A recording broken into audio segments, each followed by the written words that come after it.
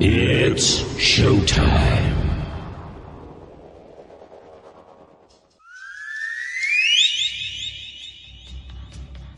Okay! Tokyo! South America! Australia! Germany! Africa! Here we go. Head on with Bob Kincaid. 3 hours of conversation, cussin' and a discussin' with America's only born and bred Southern liberal talk host. Head on with Bob Kincaid is brought to you each night by Coal River Mountain Watch. Coal River Mountain Watch invites you to become part of the solution, part of a sustainable future, part of the uprising against mountaintop removal. Coal River Mountain Watch, crmw.net. And now, from high in the hills of beautiful West Bicod, Virginia, here's Bob Kincaid on the Head On Radio Network. Well, howdy.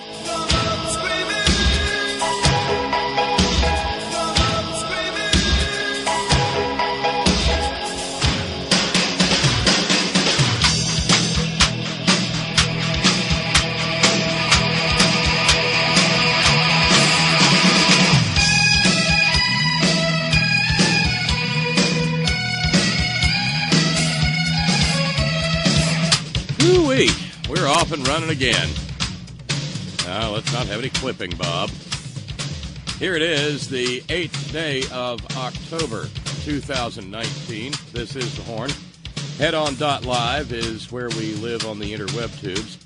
To those of you who mark, I won't say celebrate, that's not the right word, but to those of you who mark Rosh Hashanah, the Day of Atonement, I hope you have had a peaceful and contemplative day, and as the saying goes, that your name may be written in the book of life for another year. Hi, I'm Bob Kincaid. It is Titanic Tuesday on the Horn, and man, I think I don't know. I think somebody must have poured a little bit of liquor into the engines when they hollered flank speed, full speed ahead toward that iceberg today. You may recall that we get our Titanic Tuesday from something our buddy Jim heard eons ago on the radio over in America's fifth smallest radio market, Beckley, West Virginia, when the then morning right-wing host took a call from one of his mouth-walking, knuckle-breathing followers who wanted to know why the rocks in West Virginia had seashells in them, because we ain't nowhere near the ocean. To which the host, who has since long gone to his long home, replied, "Well, caller, that's because of the movement of the Titanic plates." Still no word on the whereabouts of the Titanic sushi rolling mat, but, there you go. So we celebrate, or at least note, examples of Titanic right-wing intellect on these Tuesdays, and today was a real head shaker.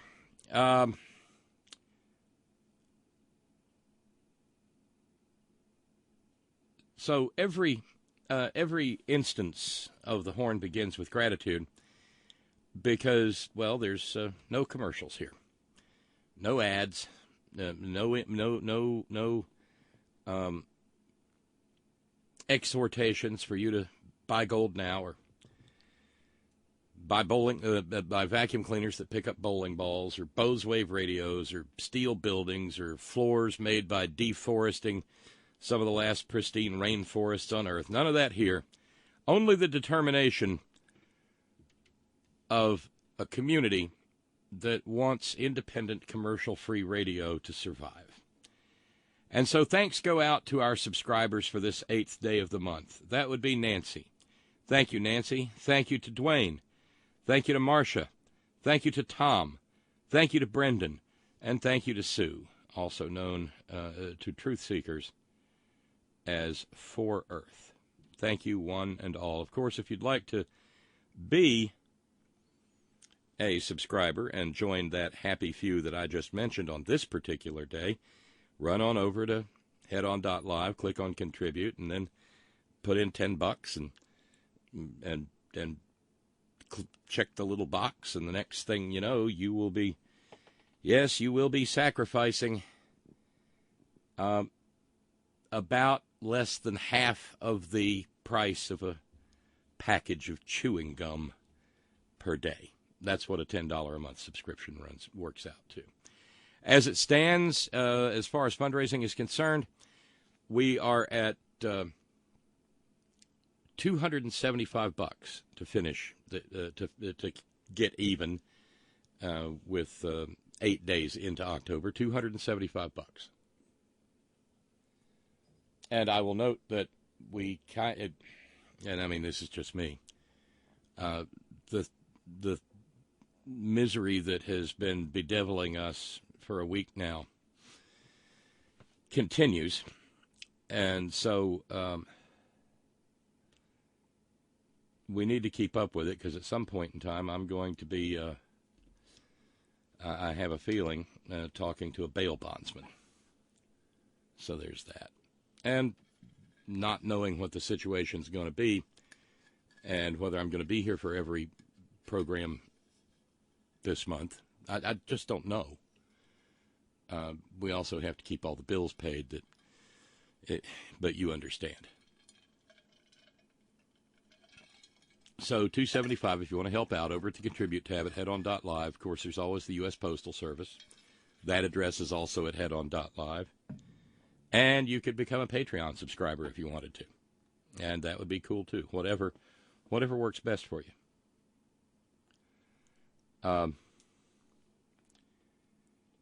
Thank you very kindly, Brother Deacon Asa.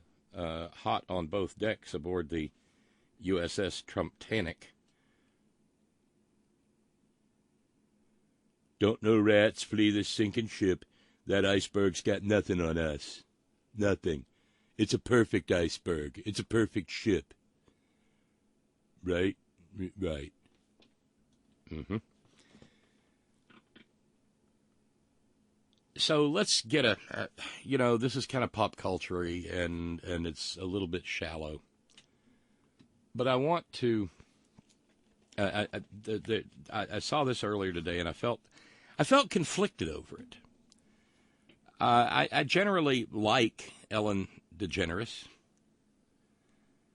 but this past weekend she got caught up in an absolute shitstorm because the camera cut away to her, or the camera cut. They'll show people in the boxes and whatnot, and down there at the Jerry Jones, Jerry Mahal, Taj Mahal, that great big nightmare of a stadium that was built on the backs of the people of Texas and solely to enrich Jerry Jones. Well, the Packers were playing the Cowboys Sunday. And, of course, if you don't already know, I'm pleased to announce, and I'm sure our buddy John Bridevo is somewhere grieving, but, man, the Packers made the Cowboys look real bad. Not as bad as the Niners made the Browns look last night, but real bad. 34-10, the Packers won. And lo and behold, there sat Ellen DeGeneres next to Jerry Jones's daughter. But what got people in a lather was the fact that she was yucking it up and having a high old time with none other than Dim Leader, W. And I mean, the internet went all in on her. Liberal Twitter, progressive Twitter, what have you. Because, see, for those of us with long enough memory, we might tend to recall that George W. Bush rode to re-election, to the extent he was actually re-elected, in 2004 on the backs of the LGBTQ community. Yeah. And Ellen is, of course, gay and married to a woman. This apparently did not enter her calculus when it came to hanging out there. And so she still does her syndicated show.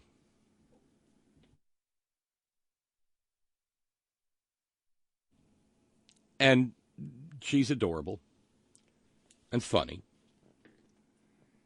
And so she did a monologue about all the hell that she'd caught.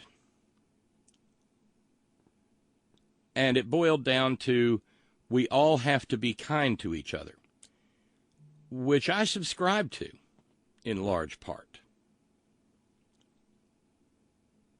I think back to the words of one of my heroes, Kurt Vonnegut, who said, "God damn it, babies, you've got to be kind." And that motivates me a lot of the time.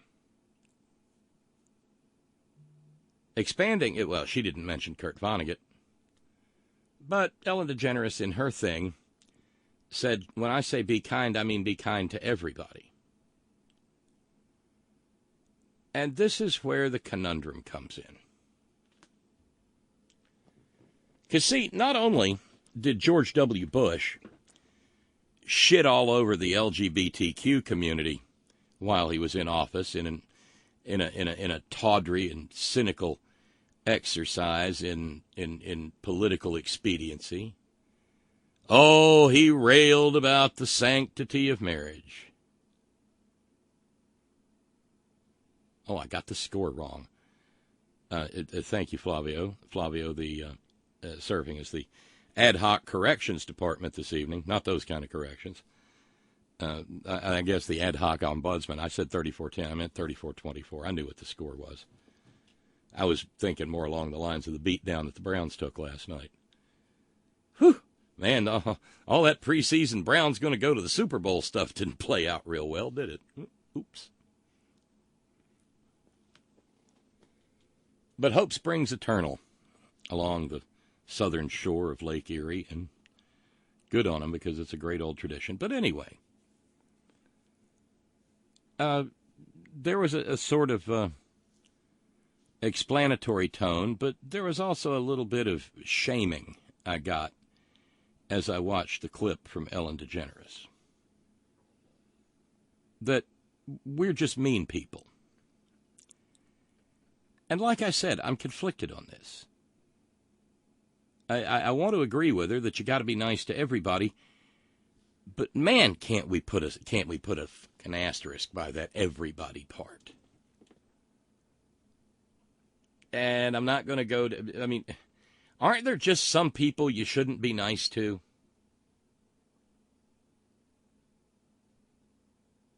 Because I'm so old, I can remember opposing the misguided and bloodthirsty run-up to the unprovoked war on the innocent people of Iraq. I just remember it way too well.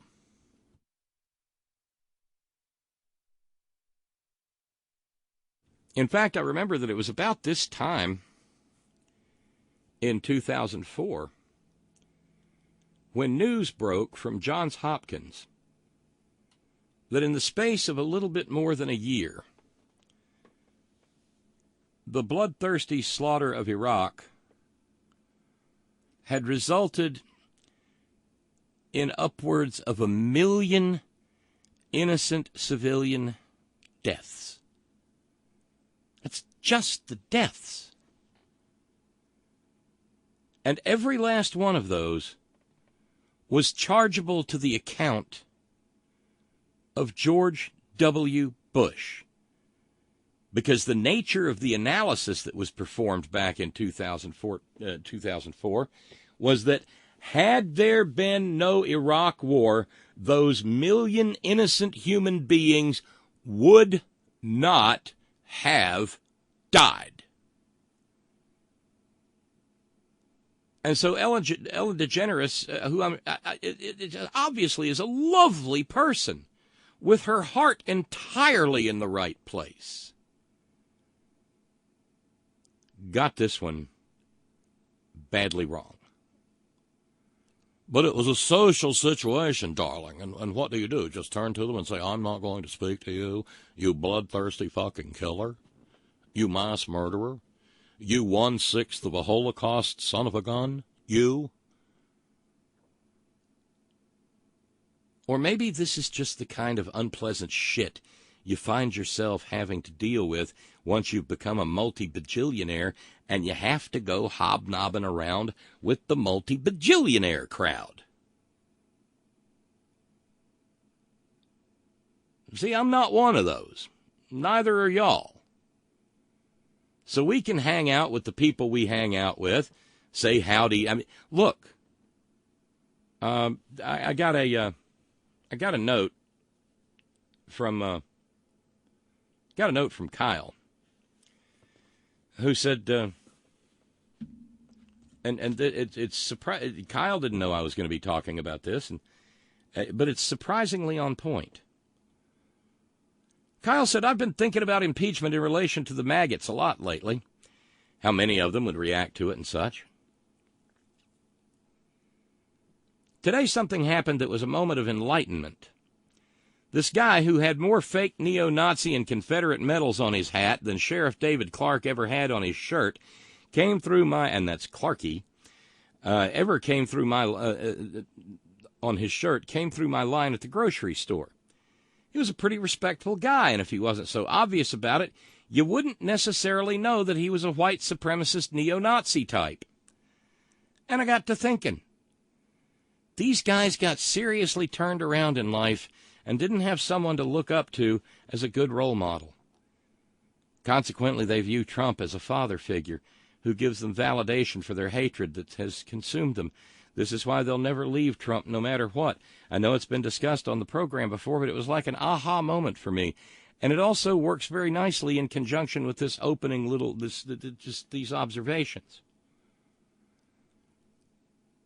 I'm sure that at any given moment when I'm wandering through the Wiggling Pig or down at the Rippy Mart or at the post office or over to the Kroger's or, God forbid, even the Wally World, I'm probably dealing at any point in time with, and by a vast majority, with maggots. Simply because of where I live. But we're not screaming at each other, and we, hey, how you doing? Hey, have a good day. Hope it's good. Sure. Well, I'll tell you what, I guess that's the last of the good weather. Yeah, but we sure do need the rain. And that, you know what? That falls under Ellen DeGeneres' broad philosophical heading of being kind. Holding doors open, that kind of thing.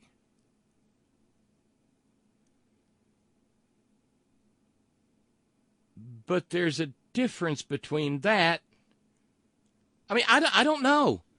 Would I, if the opportunity arose, would I let the door fly back in the face of a woman with her arms full wearing a maggot shirt?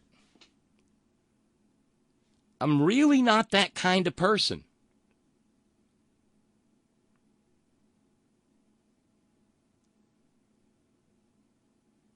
But there's a big damn difference between not being shitty among... oh, there he goes, bringing Klaus into it again. Among your own class and the necessity of speaking truth to power. I mean, does when I say be kind, I mean be kind to everybody? Does that apply to, like, Baby Doc Duvalier? Or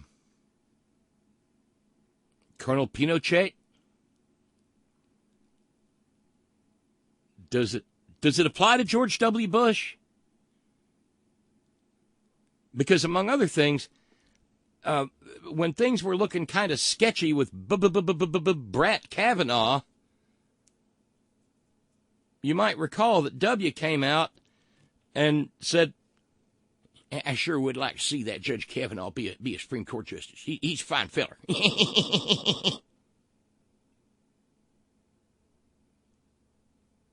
So I really don't have any thesis here except to say that be kind to everybody probably needs an asterisk.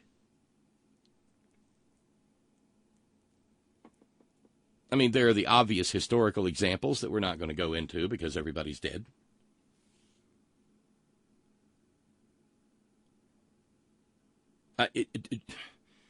Should you be kind to Dick Cheney? If only for the sake of that decent human being's heart that's beating in his chest?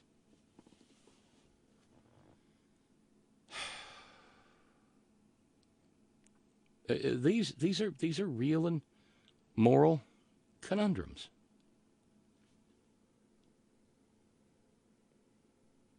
And and what some people were pointing out on social media is that if Ellen DeGeneres can be nice to George Bush while sitting in the luxury box at a Cowboys game, then it sort of prophesies that at some point in time, mercifully after he's no longer president, if he's still around and still got a mind, that, and I think the example given was that Jimmy Kimmel will go roller skating with Bush or something, or Bush, no, with Trump. Or, I don't know, Seth Meyer will sit down to a taco bowl with him and maybe a few rails of crushed up Sudafed.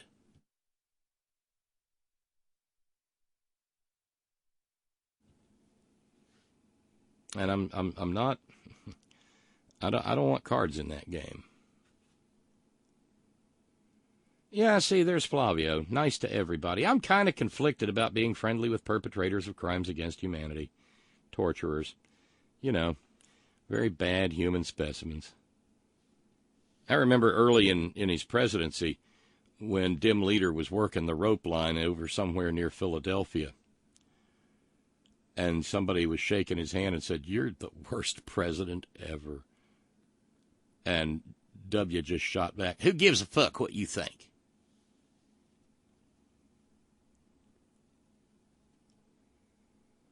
Yeah. Obviously, this is not one of the weightier matters of the day. But it was still, I mean, it's a moral, it's a philosophical question that I suppose we all have to answer for ourselves. What would you do?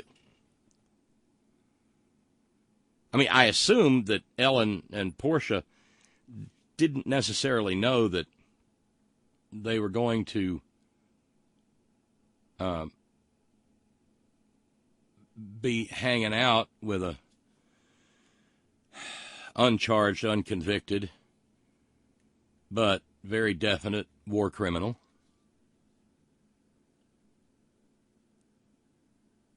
I mean, do you go hand holding back to the ladies' room and go, "Pop, pop, pop, pop, pop, pop, pop. Oh, what are we going to do? Oh, just be nice."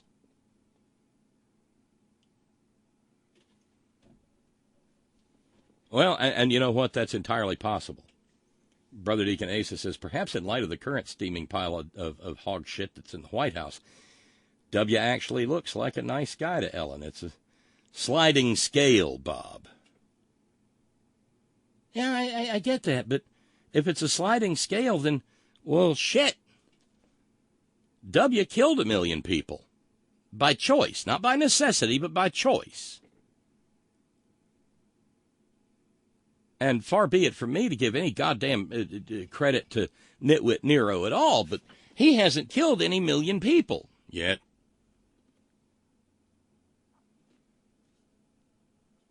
Megan says, honest question, this Ellen W. situation reminds me of the time Eminem was singing with Elton John at the MTV Music Awards.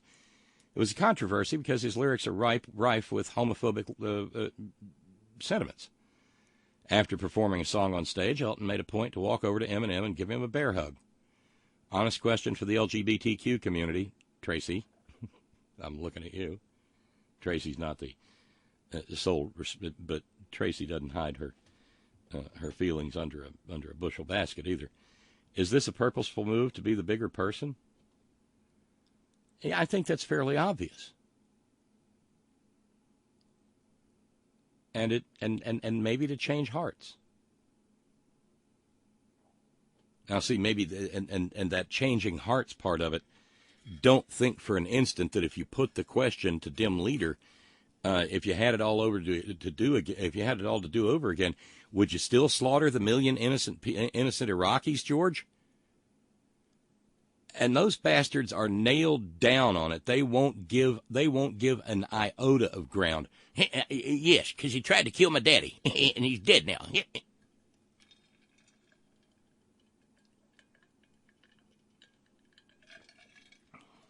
So, there we go.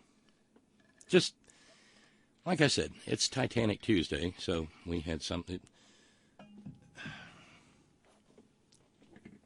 I understand the sentiment, but I'm not sure that she got it right. Subject line W, Jim says, had bad dealings with him in my position in the Air National Guard Readiness Center at Andrews Air Force Base. Was he even sober, Jim? That would be back in his not sober phase. Yes, Steve distilling it nicely.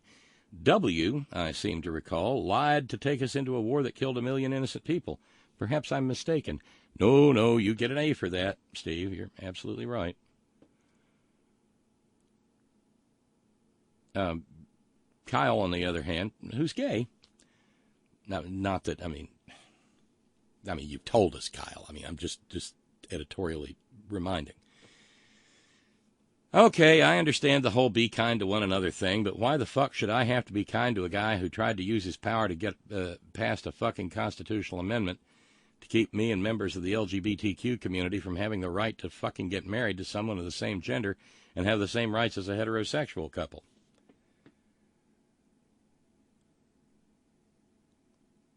I guess, yeah. Right, because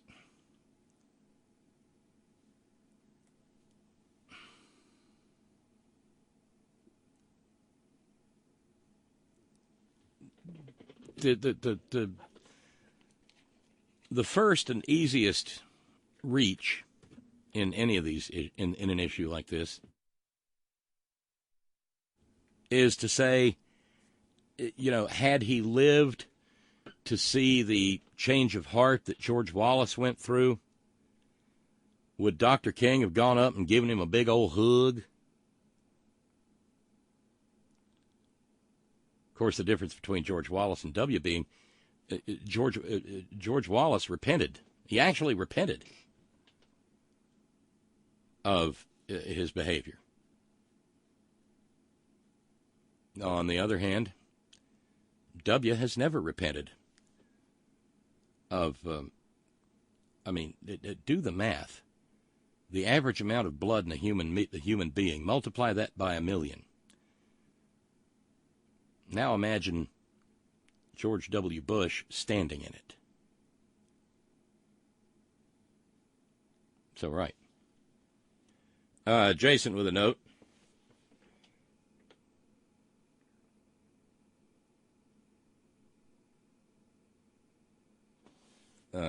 Saying, shame on Michelle, Ellen, etc. No excuses. Pointing to Michelle Obama hugging on W. Clarity says Elton John lost me when they played. I guess they is right. Elton John, sorry, Clarity, that's just me having language difficulties. Elton John lost me when they played at Rush Limbaugh's wedding reception. Yeah, that was bad. Steve in New York. Ellen, W, and other members of the moneyed class. Oh, dear Bob, those of the moneyed class don't have to apologize to each other. Money equals absolution. Sorry. No breaks for collaborator DeGeneres.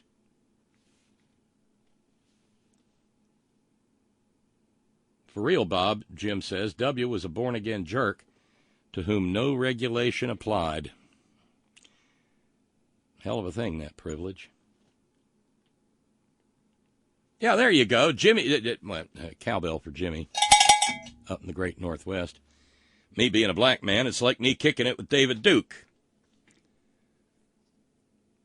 It's exactly like that, Jimmy. Exactly. Thank you. Scott in San Diego, dealing with Trump, either socially or professionally, dealing with Trump is, well, let's let the late singer-songwriter Roger Miller explain it. You can't roller skate in a buffalo herd. It's all the smelly chunks scattered about. There's no way to successfully navigate that territory. Well said. Flavio, if anything, out of an abiding sense of self-respect, my face would remain emotionless and blank if I happened upon W or Cheney. Still full of admiration for that guy who walked past Cheney and said, "Go fuck yourself." I think that was in Mississippi, wasn't it? Yeah, during Katrina.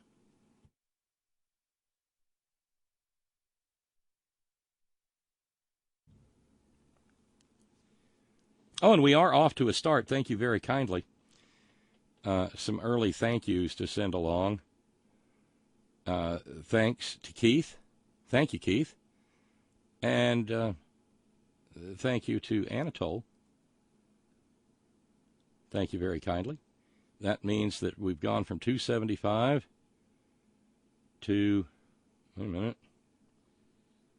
$230. $230 finishes fundraising for the evening. Thank you. Thank you both very kindly. Hopefully you'll have some company in short order.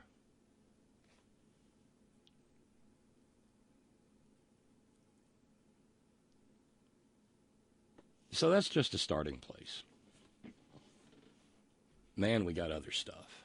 Now, the big breaking news as of airtime was the announcement that the White House has declared that it absolutely will oppose and not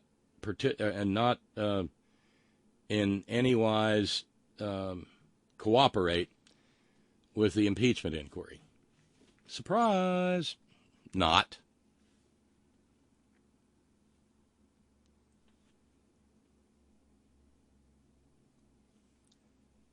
Because they sent a shitty letter to Nancy Pelosi saying that they wouldn't honor subpoenas. They won't. Because today, when Sondland, Ambassador Sondland, and this is one of those, I had one of those movie moments, and I thought about one of my favorite films of the last 30 years or so, L.A. Confidential. And there was the plot surrounds or circles around the murder of a dirty cop. And his name was something very close to Sondland. And, of course, Sondland, the ambassador, bought himself the EU ambassadorship with $1 million plus donation to the Trump inaugural committee. Stensland was the dirty cop in L.A. Confidential.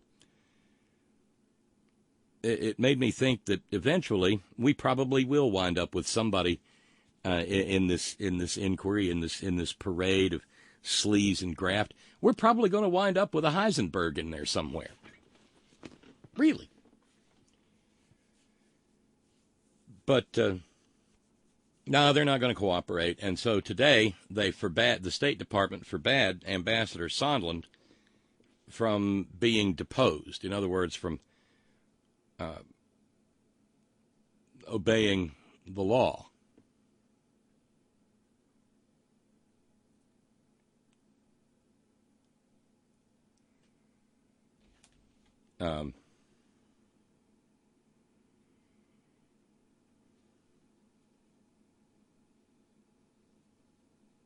Note coming in from our buddy Texas T.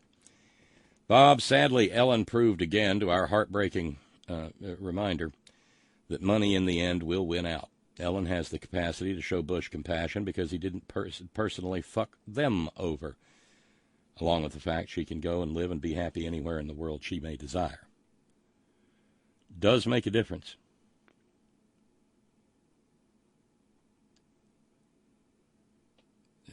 A bigger difference than probably most of us would care to admit.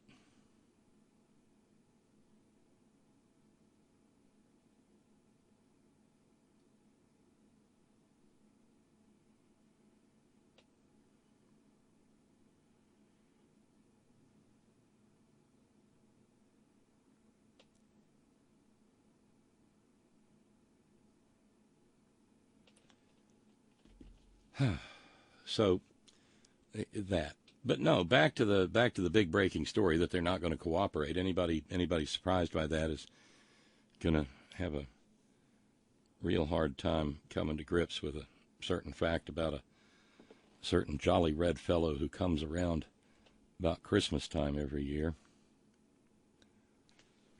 There was a hint of where they were headed earlier.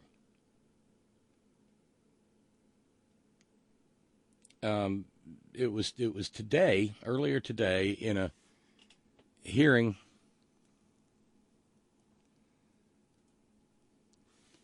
in which the Chief United States District Judge Beryl Howell was holding a hearing on the issue of the Congress seeking documents from the executive branch. Sitting in the courtroom was a reporter for Politico by the name of Darren Samuelson.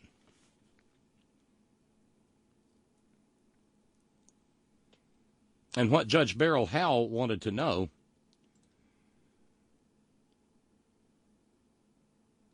was whether an attorney, a DOJ attorney by the name of Elizabeth Shapiro,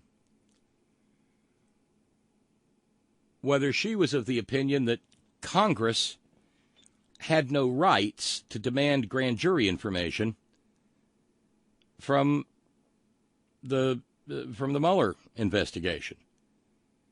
Because I know that happened a million, trillion, billion years ago now, but it's still wending its way through the courts, and the Congress still wants to see what the grand jury saw. And based upon precedent, as previously established, has a right to upon a proper showing. And there's a lot of interesting stuff in it.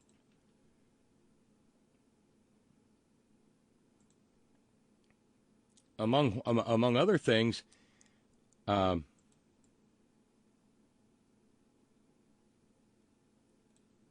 Democrats now believe, and I may have mentioned this last week,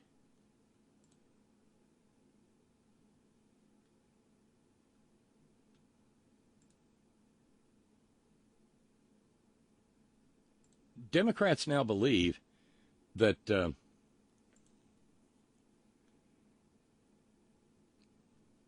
the nitwit Nero regime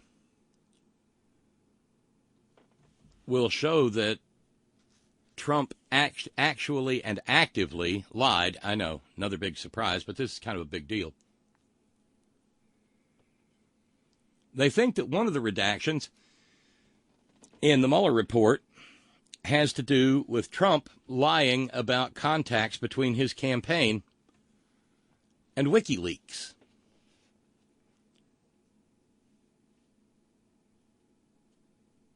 In a previous Politico story, they wrote, lawyers for the House of Representatives revealed on Monday, and that would be last, that they have reason to believe that the grand jury redactions in Special Counsel Robert Mueller's report show that President Donald Trump lied about his knowledge of his campaign's contact with WikiLeaks. The attorneys made the stunning suggestion in a court filing as part of the House Judiciary Committee's bid for Mueller's grand jury materials, which have remained secret by law. Beryl Howell, previously mentioned, is hearing that lawsuit. Okay? And so Judge Howell inquired of lawyer Shapiro as to whether she thought that it would be wrong for the courts to compel the DOJ to release not this grand jury information. He was asking her to cast her mind backwards into history and asked her, in fact, was the court wrong when it ordered the release of the grand jury materials from Watergate to Congress, back when the House was engaged in an impeachment inquiry over Richard Pinhead Nixon. At first, Elizabeth Shapiro tried to do a little buck and wing, scattered a little sawdust on the floor, did a little bit of a shuffle, and then tap danced a little bit, and finally said, "Well, it's impossible to say. If the same Watergate roadmap case came today, there'd be a different result, because the law's changed since 1974, and yet you wouldn't be able to do the same thing absent changes to the grand jury rules and statutes." That's a DOJ lawyer telling an Article III judge what he can't do. Beryl, I don't know. She? Not sure. Haven't looked it up. What they can't do. To which Beryl Howell replied, "Wow." And you know, when you get a wow out of a federal judge, you've really gone somewhere. It's sort of like that moment when Homer Simpson was trying to buy an RV, and they ran his credit, and the siren went off. And Homer asked the car salesman, "Is that a good siren?" No. And the salesman responded to him, "Homer, did you ever hear a good siren?" There aren't just a shit ton of good wows that emerge from the mouths of Article III serving for life federal judges. And so Judge Beryl Howell replied, "Oh, wow, okay. As I said, the department is taking an extraordinary position." And because Elizabeth Shapiro really doesn't know anything about the first law of holes, namely when you're in one, quit digging, she actually decided to respond to that wow. If wows are rare, the idea of pushing back against one, well, that should... hen's teeth is what that should be, rare as. Elizabeth Shapiro, after Beryl Howell said, "As I said, the department is taking an extraordinary position," she said, "Well, I don't think it's that extraordinary, Your Honor." Liz, at that point in time, what you do is sit down. Because you just got a wow out of a federal judge. I mean, the next thing after wow is for the judge to jump up and put hands in air and thunder, "Great jumpin' Jehoshaphat!" Wow.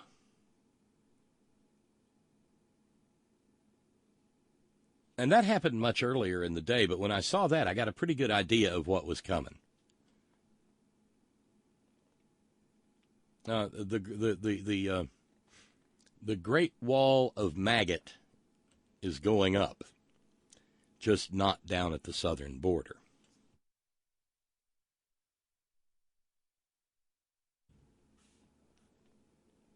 Yeah, Steve in New York says, "I'm not surprised, but it is definitive that he won't leave if defeated." No, I don't think it's so definitive. That's a further conversation. Because if he's defeated on January 20th, 2021, he stops being president. And he can sit there and rail all he wants to, but at that point in time, he's going to have to go to Avignon or somewhere because he can't live in the White House no more. He's going to get kicked out of public housing. But then again, he's referred to the White House as a dump. So I suspect it won't be that great a loss to him. He'll get to go back to that tacky pile of bricks and corruption and glass and steel in Midtown Manhattan.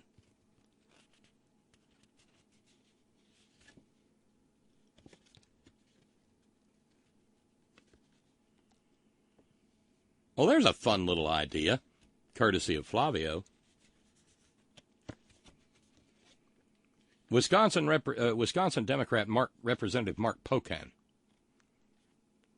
has suggested that Secretary of State Mike Pompeo, he graduated first in his class from West Point. He's suggesting that Pompeo's salary be withheld until Gordon Sondland testifies before Congress.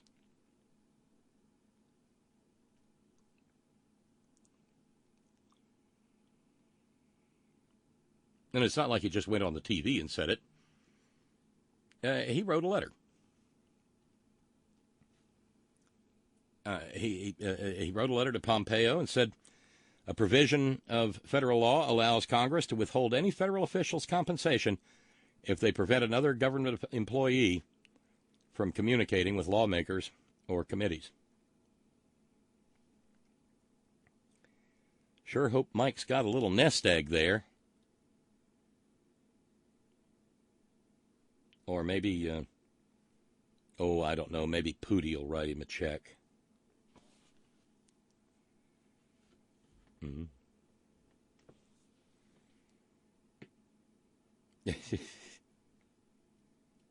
Yeah, Kyle said, you mean to tell me he's not real? Stop ruining childhoods, Bob. Damn. Sorry.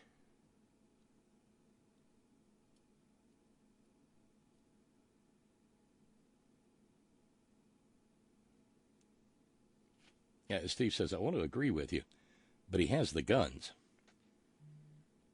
Well, on January 20th, 2021, he will not have the military any longer.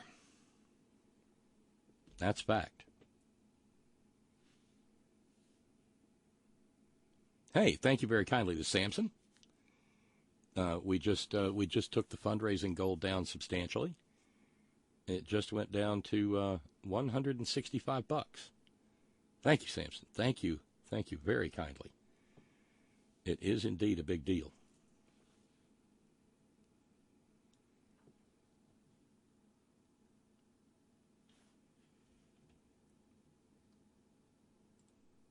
But that sense that this is all getting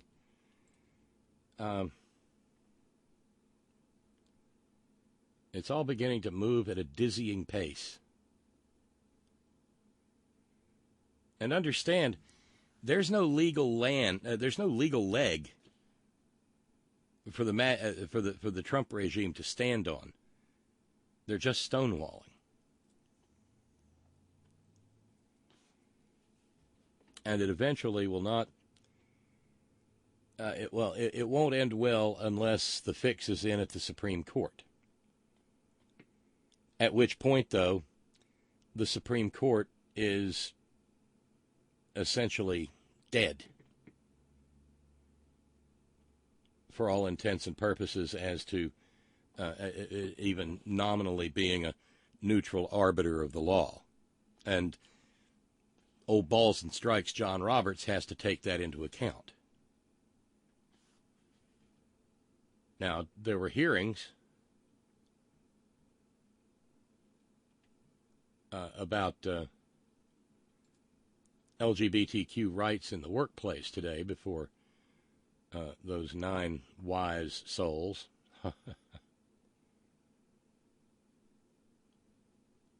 Among other things, the guy who holds the seat that was stolen from Merrick Garland opened his gob today.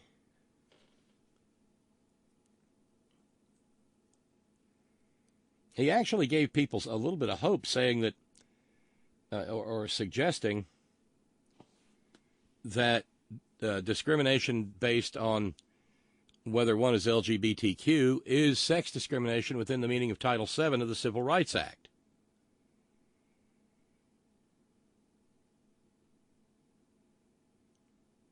And then that all sort of fell apart.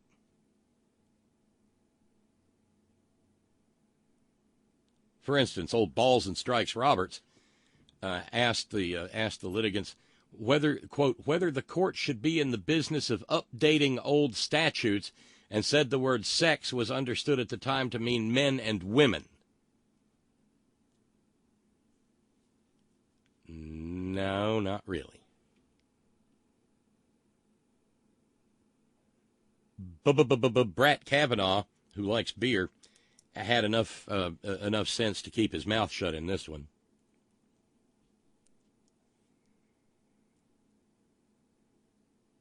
Then there was Ann's boy Neil. He said, let's do truth serum, okay? Wouldn't the employer maybe say it's because the person was a man who liked other men?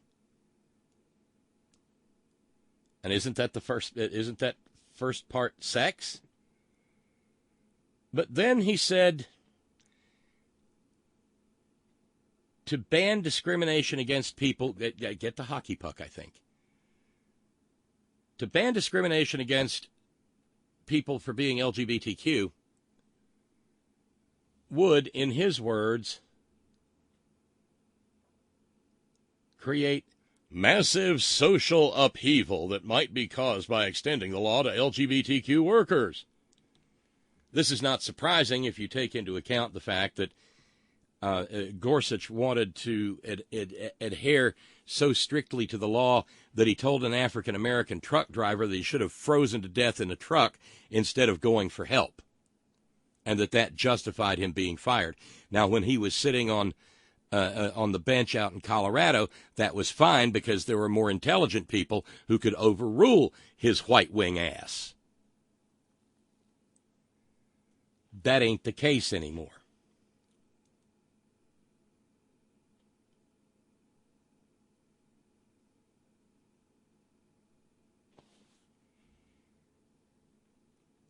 Fortunately, the ACLU lawyer, responding to Gorsuch's remark, took it apart like a Zen master taking apart a spider web. David Cole responded, so, first of all, federal courts of appeals have been recognizing that discrimination against transgender people is sex discrimination for 20 years. There's been no upheaval.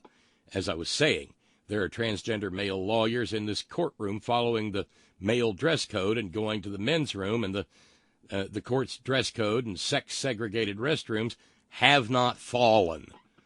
So the notion that somehow this is going to be a huge upheaval, we haven't seen that upheaval for 20 years. There's no reason you would see that upheaval. Transgender people follow the rule that's associated with their gender identity. It's not disruptive. As to whether this is a question of interpretation, it is absolutely a question of interpretation. How in the world can the court interpret Title VII to say that Ann Hopkins can't be fired for being insufficiently feminine, but my client can be fired for being insufficiently masculine? Shit, I think if I was old Neil Gorsuch, I'd adopt the Slappy Thomas standard and not say so much from the bench anymore.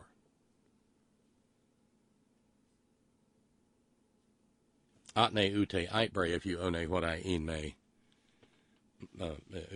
My dear old fraternity brother, Neil Gorsuch. I mean, we weren't in the same chapter; we just come from the same fraternity.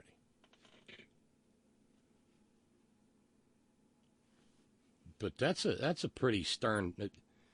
That's pretty stern rat slapping.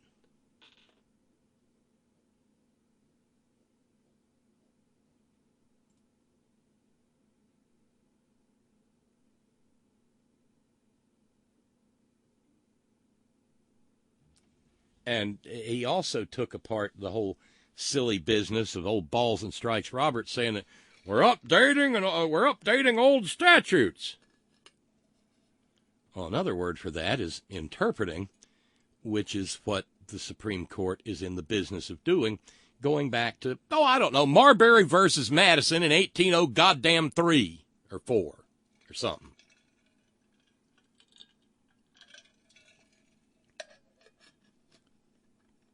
Lawyer Cole said, interpreting a statute is not depriving the democratic process. Because, see, these no-good Republicans are, we want to send it back to Congress, knowing full well that Congress is absolutely incapable of getting anything done because of, among other things, people like Moscow Mitch McConnell. Interpreting a statute is not depriving the democratic process. It is doing what the court is supposed to do within the democratic process. So there's no deprivation of the democratic process here. Secondly, the purpose of Title VII of the Civil Rights Act, as this court defined it, was to make sex irrelevant to people's inability or to people's ability to succeed at work. To make sex irrelevant to people's ability to succeed at work. When Harris Holmes fired Amy Stevens because it learned about her sex assigned at birth being different from her gender identity, it did not make sex irrelevant to her ability to succeed at work. It made it determinative. Think about it this way. If Harris Holmes fired a man because he was a man, that would be sex discrimination. If it fired an employee because he was insufficiently masculine, that would be clearly sex discrimination. Bingo.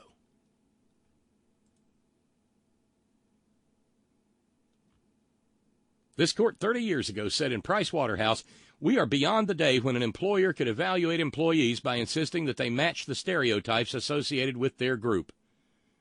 We are certainly beyond that day today as well, and what Harris Holmes did was to insist that she match the stereotypes associated with her group. That's impermissible under this court's precedents, and that's impermissible under the literal terms of the statute, and this court should rule for Amy Stevens. Thank you. It was powerful stuff. But let's not kid ourselves. Slappy Thomas will vote against Amy Stevens. Alito will vote against Amy Stevens. If she was young and black, he'd vote in favor of shooting her in the back of the head at 30 feet away, because that's what Alito does. Or if she was 9 years old, he'd have her strip searched, because he did that too.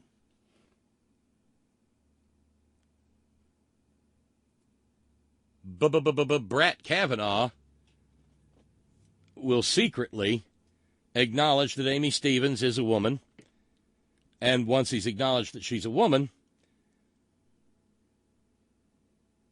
he'll wonder what it would be like to grope her while having had too much beer. And then he'll vote against her.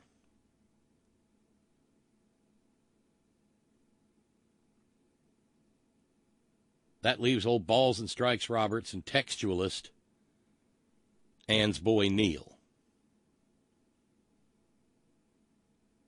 That's the sad thing. This is a slam dunk. This is a no-brainer, and God knows there are 5 no-brains sitting on that court whose names I've just mentioned. But it's probably not going to be sufficient. One of them, if one of them would break, it would be great, because it would be a glorious day for the advancement of freedom under the Constitution of the United States. And every time freedoms expand in this country, we are a better country. When freedoms contract in this country, those are the times that we talk about the nightmare eras of our existence. 1787 to 1865, for instance. Jim Crow, for instance. The denial of women's suffrage, for instance. And in each case, there was a Supreme Court decision or host of decisions that backed up the nightmare.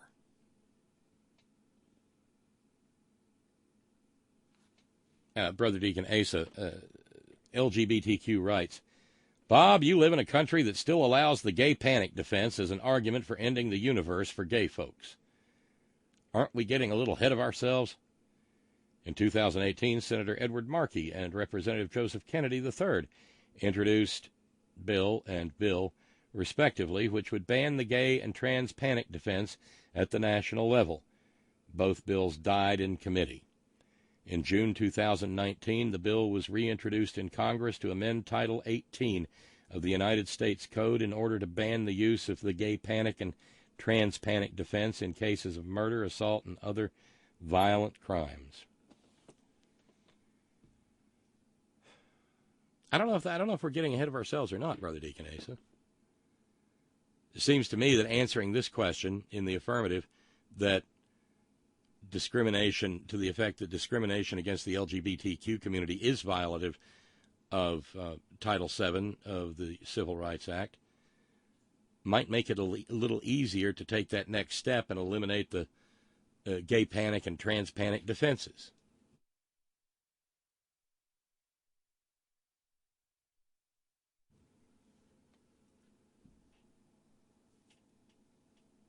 Jimmy says, sex discrimination, when you tell the boss no.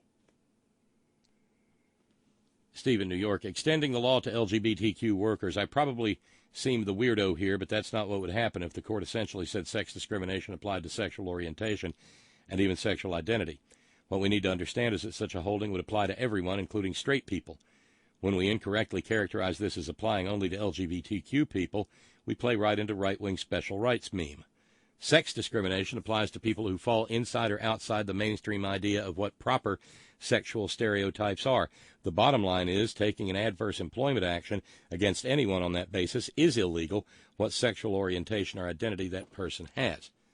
Please, please, please characterize it properly. Point taken, Steve, because that what that means, what a win today would mean would be that, I don't know, a gay-run business couldn't fire someone for being straight either. That's a good way of looking at it. And thank you, Steve, by the way, for making a challenge. Steve just put a $10 challenge on the table. He'll match the next 10 that come in. And that would take us down to 145 to go. Thank you. Actually, we just got to 145. It would take us to 125. Thank you to our buddy Texas T. So we're at 145. No.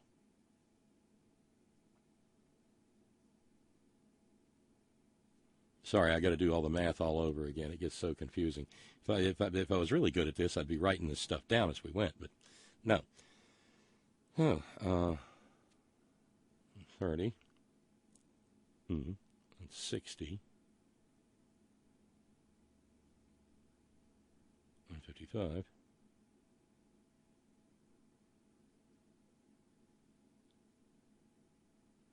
135. Yeah, we're at 135 thanks to Texas T. And if Steve's challenge is met, that'll take us down to 115. That's tremendous. Thank you.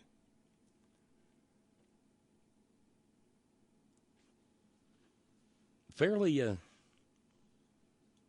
esoteric range of topics for the first hour, don't you think?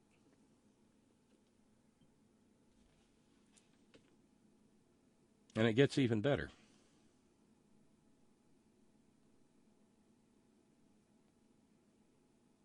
Because there's so much more. I mentioned the courtroom experience of Elizabeth Shapiro earlier. The U.S. Department of Education got hailed into court, too, recently. And not in a good way.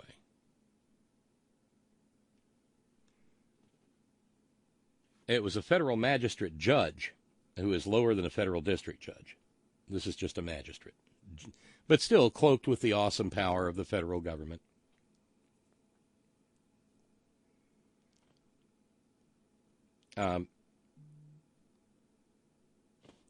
Federal magistrate Sally Kim tied into lawyers for the education department at a hearing in San Francisco. Because it turns out that even though the debt of former Corinthian college students, and remember, Corinthian College was one of those scammy online schools that was run, by a religious outfit. I mean, Corinthian. I mean, they're not talking about leather. And lo and behold, Betsy DeVos, who didn't even go to college and doesn't give a fuck about education except for the fact that she'd like to destroy the public educational system of the United States. Betsy DeVos's education department is continuing to torment Corinthian college students who have loans, even though those loans have been forgiven.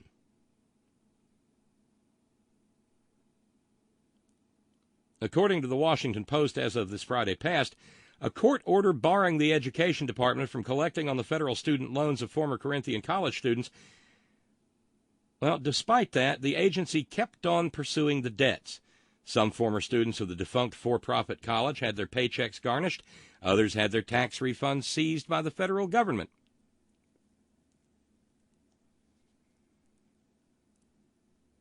But, judges, we don't need no stinking judges. So the lawyers got hauled in front of Magistrate Sally Kim, who cast her baleful gaze upon the lawyers and said, "I'm not sending anyone to jail yet, but it's good to know I have that ability." Now, I'm not sure if this is contempt or sanctions. Oh, be contempt. Be contempt. Every now and then I allow myself to engage in a little bit of fantasy. No, not like that. No, I was just thinking of hailing Betsy DeVos into the courtroom and hearing the magistrate say, "Bailiffs, close the doors and make sure Secretary DeVos doesn't leave, because we're going to have a little chat." And Betsy, who has spent her entire life clothed in the privilege of her family's vast wealth, well, Betsy's going to see how the other half lives. And then find her in contempt and stuff her ass in jail for a while. Like the federal court did with Sister Clerk Kim Davis. I mean, good, upstanding, Bible-believing, Christ-centered, evangelical, fundamentalist, homosexual Christian that Betsy DeVos is, I'm sure she could pogo stick right up onto the cross and talk about how she was being persecuted for her deep and abiding faith in Jesus. Wouldn't that be delightful? Wouldn't it be magic? Something like that. Oh, and it's, God damn it. It's Medal of Freedom time at the White House again. If you're wearing the Presidential Medal of Freedom and you've gotten it since, January 20th, 2017, what it means is that you are a maggot lickspittle and that you're wearing a bribe around your neck. You might recall that one recipient of the Presidential Medal of Freedom is the wife of Sheldon Adelson, who has never contributed a goddamn thing to the well-being of this nation. Not one. Ever. At all. Or a boyhood hero of mine, Jerry West, who now has the Presidential Medal of Freedom because he's from West Virginia and it would look good to the maggots for him to have them. And that's not me. That's what Nitwit Nero said when he was giving it to him. Well, if you weren't from West Virginia, you probably wouldn't be getting this.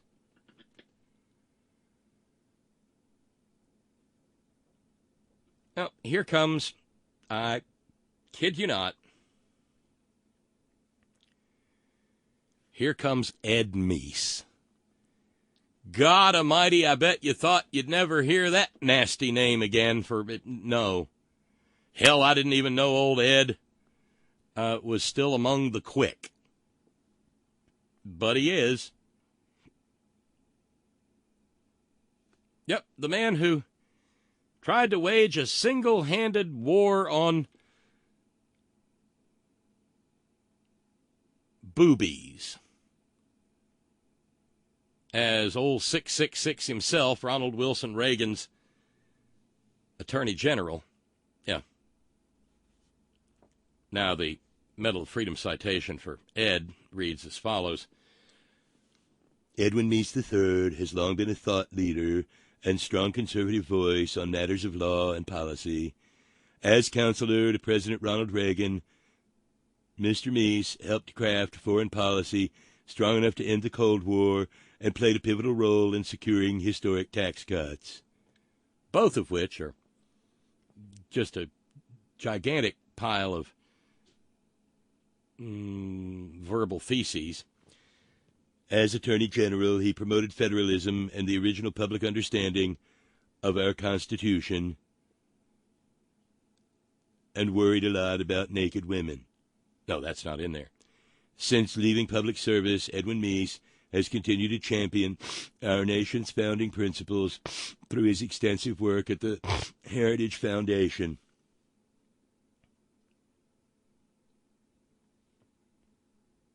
Yeah. The man is so fucking crooked, though, that they'll have to screw him into the dirt when he does die.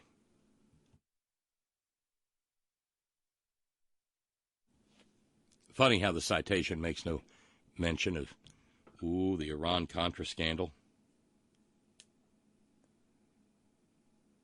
No. Meese argued that if the president called it national security, they could blow right past any law that Congress passed.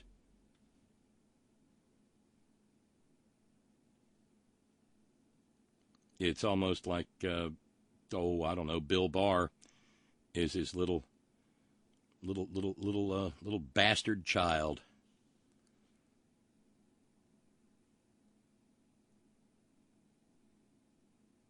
That's right, Arnold. That's right. Perfect. Ed Meese, so crooked he could hide behind a corkscrew. There we go. Precisely.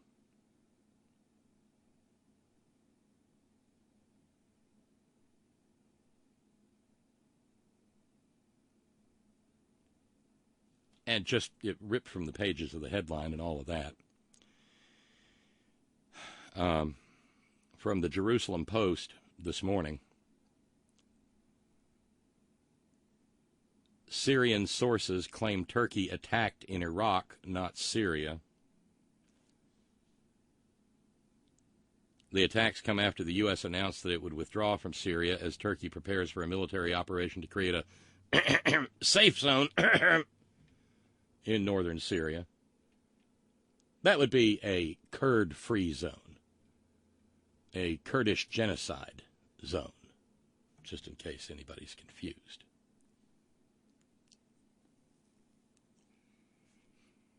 The Syrian Observatory for Human Rights denied a report by Syrian state news agency Sana Monday evening, claiming that Turkey had conducted airstrikes in Syria against the Syrian Democratic Forces. On the other hand, however, news I saw as I was preparing for this evening's program indicated that, yes, Turkish troops are massing on the border and getting ready to get their slaughter on.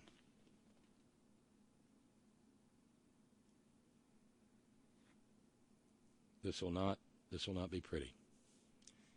Up in the great Northwest, thank you to our dear, dear, dear friend and sister Jude, who responded to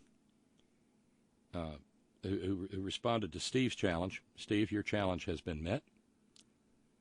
Thank you, Jude. And so that takes us down to 115, I think. Yeah, $115 for the evening.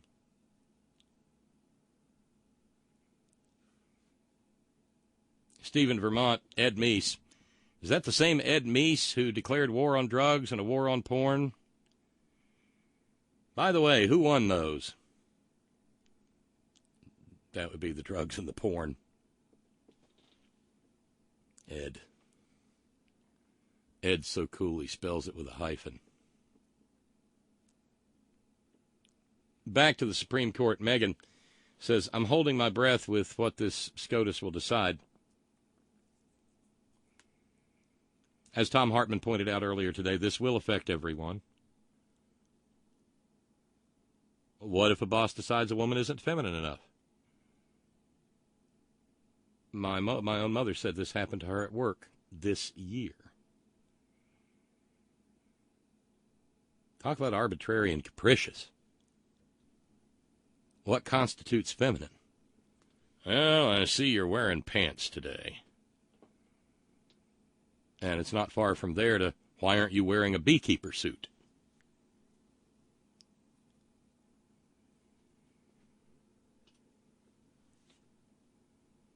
Yeah, there's another good meme reference, courtesy of Jim. So crooked he uses a corkscrew for a ruler. Kind of hard to avoid the corkscrew references, isn't it? Steve asking in New York, at what point does he award Nixon or Cheney or himself the Medal of Freedom? Well, that will be one of those seminal moments when he gives himself the Medal of Freedom. And I don't know, will he have melanoma put it on him, or will he get all Napoleon and pin it around his own neck? Well, Nixon's dead, so he can't get it. I don't think it. Can you award the Medal of Freedom posthumously? Has that been done? Cheney, though? Oh, that wouldn't surprise me. But it's when he gives it to himself, then we'll be somewhere.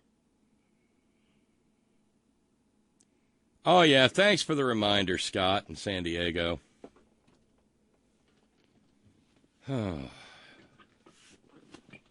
It's time for some sound. Absolutely.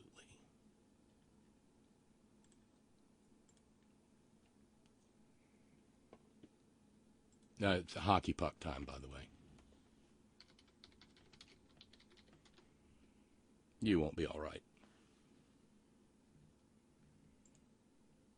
Well, you know what? Some people may, if you're of a certain age, you may not know this.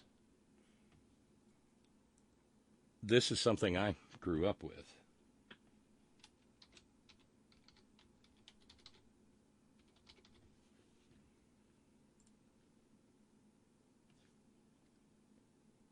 Oh, and there's another reminder. Thank you, Jude. The Meese Commission. It had good old Dominionist James Dobson on the commission. Meese had him join up as they visited porno stores in the D.C. area together, all in the name of our nation needing to be morally correct. By the way, Bob, Jude adds, James Dobson was spiritual advisor to Ted Bundy, which allowed Bundy to relive his reign of terror. Oh, help us, says Jude. Yeah, that's James Dobson, who said you have to beat children until they cry real tears. The same James Dobson who, just remind you, because we haven't had a clip from him in a while, the same James Dobson out there in Colorado Springs, at Focus on the Family. The same James Dobson who said that if a man wants to make sure his son will never get the gay, what he needs to do is get in the shower with him naked. You know, when the little guy's about knee-high to a penis, and he needs to show him his penis. Daddy's supposed to shake his dick in his face. Son, this is a penis. Don't ever put one of these in your mouth, son, because that'll make God not like you anymore. Now, get out of the shower. I'm going to beat you till you cry real tears. Yeah, Christianity on display, on parade.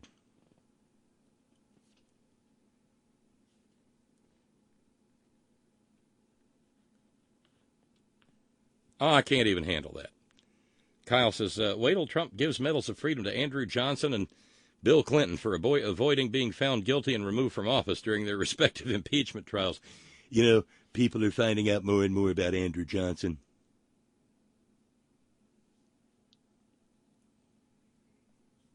Oh, but don't think for a minute that you're gonna distract me from the crazy.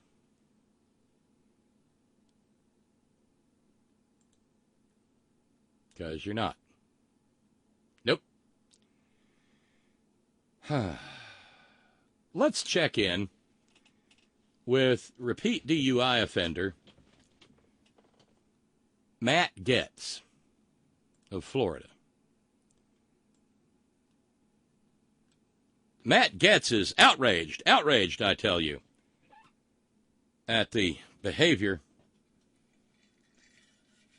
of the Democrats in trying to honor their oaths to the Constitution of the United States.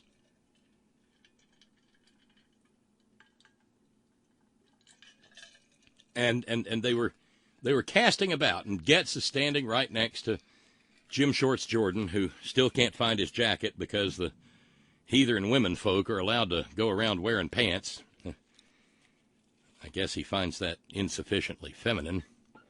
God knows he'd fire Nancy Pelosi if he could, no matter what the hell she was wearing.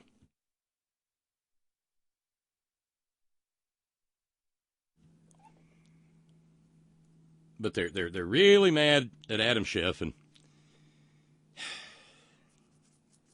Matt Gaetz in particular. Well, he's right worked up. What we see in this impeachment is a kangaroo court, and Chairman Schiff is acting like a malicious Captain Kangaroo. And by the way, it's Schiff, not shift. He's trying to elide Schiff and shit and get that started over in the wingnutosphere. Yes, a malicious Captain Kangaroo. Just in case you thought you misheard that. What we see in this impeachment is a kangaroo court, and Chairman Schiff is acting like a malicious Captain Kangaroo. He lied about... Yep, malicious Captain Kangaroo. Bob Keeshan. I'm just old enough that by the time I was starting school, Sesame Street was just getting going.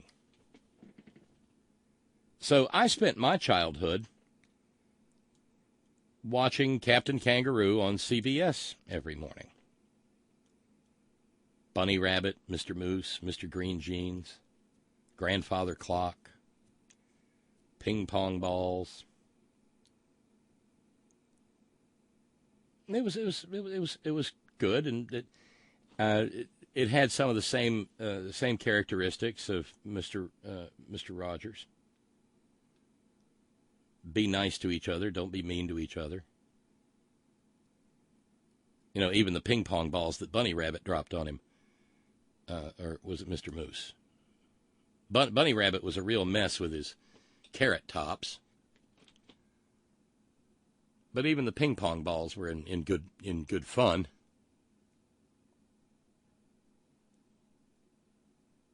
I saw that a good friend of mine who was up in Pittsburgh this past weekend, I guess went to the Mr. Rogers Museum or whatever, and they've got King Friday there, and what was it, Thomas the Tiger? I forget. But the whole neighborhood and the kingdom of make-believe was there. Sweet. But apparently, in the twisted and alcohol-sodden mind of Matt Gaetz, Captain Kangaroo is to be found somewhere between Captain Bligh and Captain Queeg. I guess Captain Kangaroo sits around. It must be some big-ass hands. But he sits around turning ping-pong balls over and over in his hands. And, they fooled me with the carrots. A malicious Captain Kangaroo. So, I guess Matt Gaetz was maybe about 2, if he was even born, when Captain Kangaroo went off the air in 1984.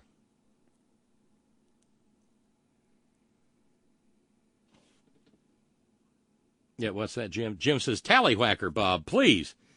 No, thank you. Steve in New York says, James Dobson, please don't tell the shower story. Too late. Yeah, I think so. Steve in New York says, ping pong balls, Mr. Moose. Wasn't there something called picture pages on there? Or no, picture, wasn't it? That would draw stuff, basically. Yeah. But out of that, this idiot, and this is one of the staunchest defenders of Donald Trump. Hell, I'll bet even Donald Trump. No. One of the staunchest defenders of Donald Trump thinks that Captain Kangaroo was a malicious dispenser of rough liberal justice. Ouch. And by the way, Trey Gowdy, because what would this be without eventually having some Trey Gowdy in it? Trey Gowdy, who a man who looks like he's made entirely of wax and can't exist in a room warmer than 61 degrees.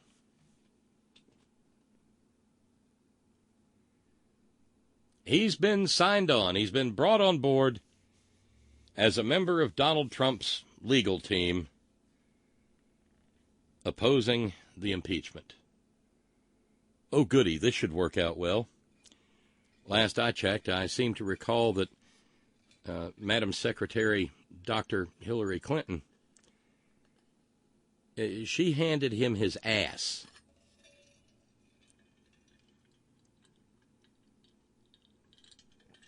And at one point in time, when they asked him to join the impeachment team, it was reported he said, "No, I've got to re-wax my hair." But now, no, he's going to be a good little maggot. So I presume that his expertise will be to scream, "Benghazi!" every time somebody brings up Ukraine. Benghazi!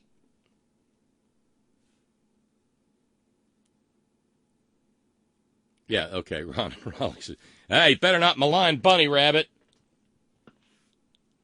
P.S. I don't know about Clarabelle. I don't trust clowns, because before he was Captain Kangaroo, Bob Keeshan was Clarabelle the Clown on Howdy Doody. Captain, they put things in our ears. Yeah. Jesus, they're stupid. Who? Honest to Pete.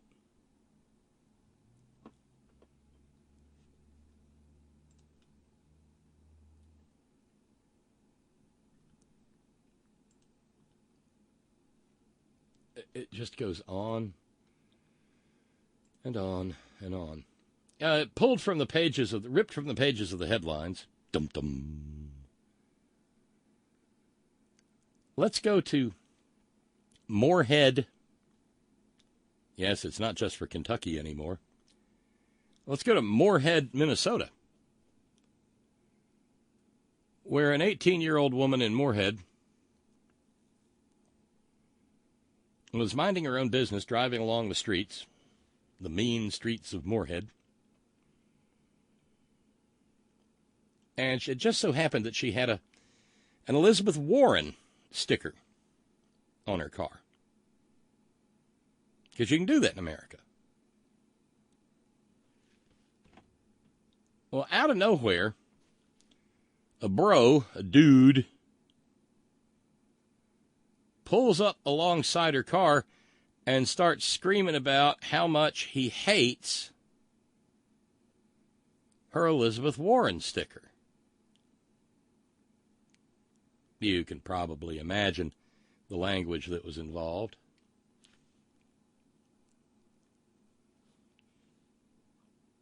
Well, she kept on driving,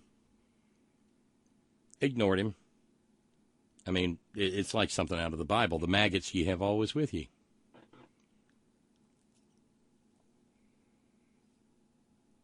But dude kept following her, also known as stalking. And eventually, he gets out of his car, walks in front of her, and draws a gun on her.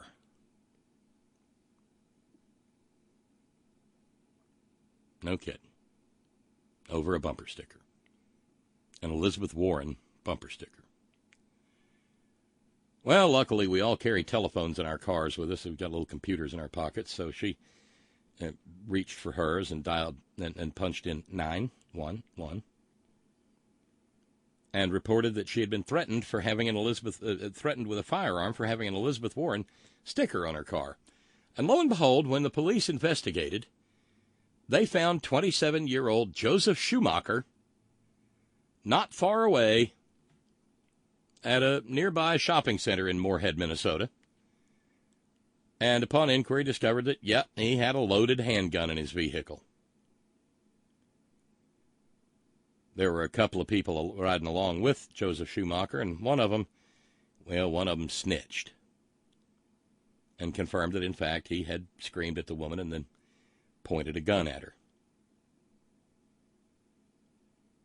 He was booked on suspicion of felony terroristic threats, being a felon in possession of a gun, and carrying a weapon without a permit.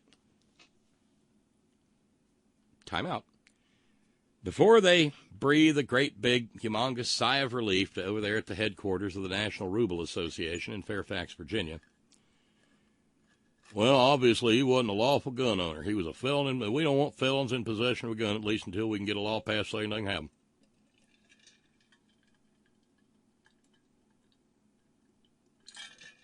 But if you go past that, even so much as a centimeter, you can't help asking yourself the question, wait a minute, if he's a felon, how'd he get a gun?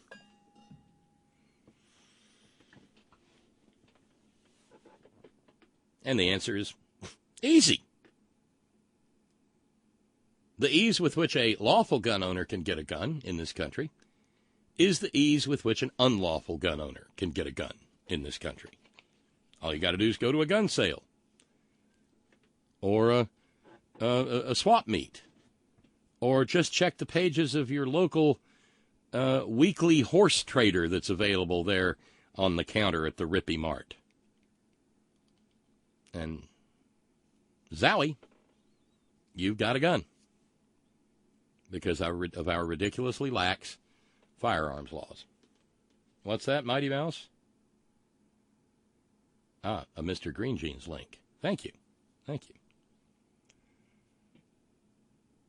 And what did I say? We were at 115?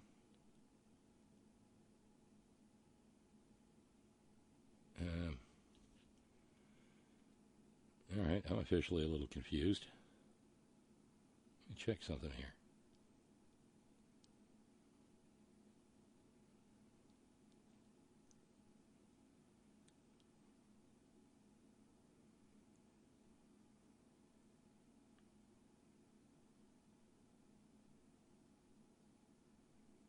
Okay, that just, the notification came in weird.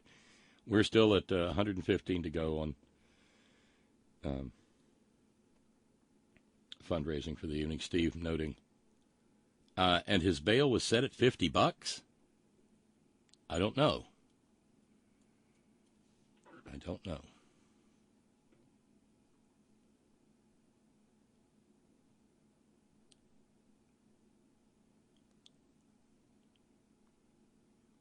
Trump's contempt for Muslims. Jude says, read in the Wall Street Journal, October 8th, front page headline, U.S. blacklists Chinese firms citing repression of Muslims. Yes, I'm a state. What the? They did it. The State Department actually banned visas and travel to the United States on the part of Chinese, I guess, apparatchiks and business people and government officials associated with the torment of the Kazakhs and the Uyghurs. I mentioned that ongoing misery last night. China's got problems. Among other things, one Kazakh woman was forced to memorize.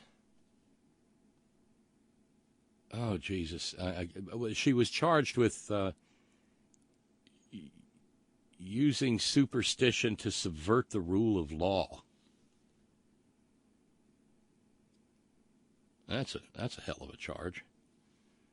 And made to memorize crap and made to work without pay.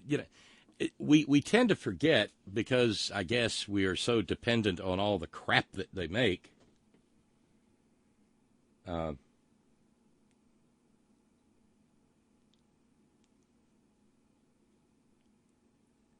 How awful it is over there. I mean, if you go to Beijing and you can breathe, it's possible. You'll see this much discussed burgeoning Chinese middle class.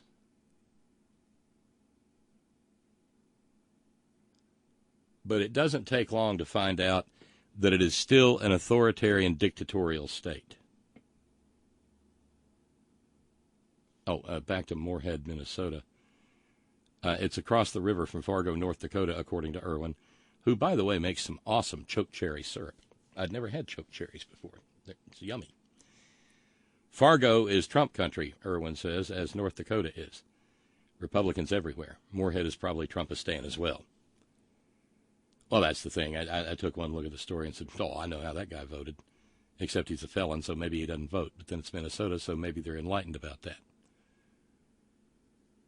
But I'm pretty sure he was not a Bernie bro who was upset about Elizabeth Warren, although, all right, we'll come back to China. We will.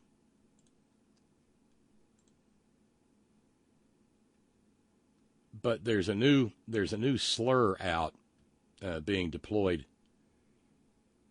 against Elizabeth Warren.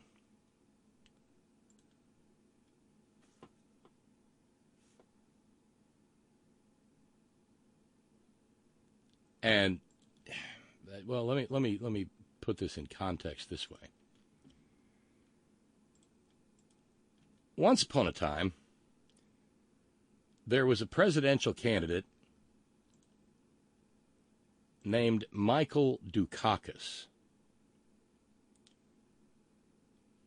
And when he became the Democratic nominee for president, an evil, evil man named Lee Atwater was the Republican hitman and kneecapper for George H.W. Bush.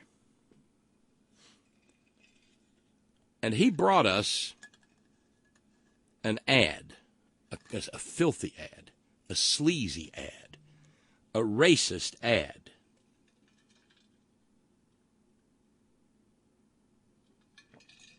About a horrible human being named Willie Horton, who had been furloughed in the Commonwealth of Massachusetts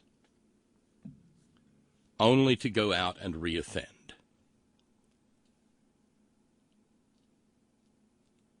Eventually, Bernie Shaw, moderating a debate, the presidential debate with George H.W. Bush and Michael Dukakis, engaged in one of the sleaziest moments in American political television history when he challenged Michael Dukakis and his opposition to the death penalty by asking Michael Dukakis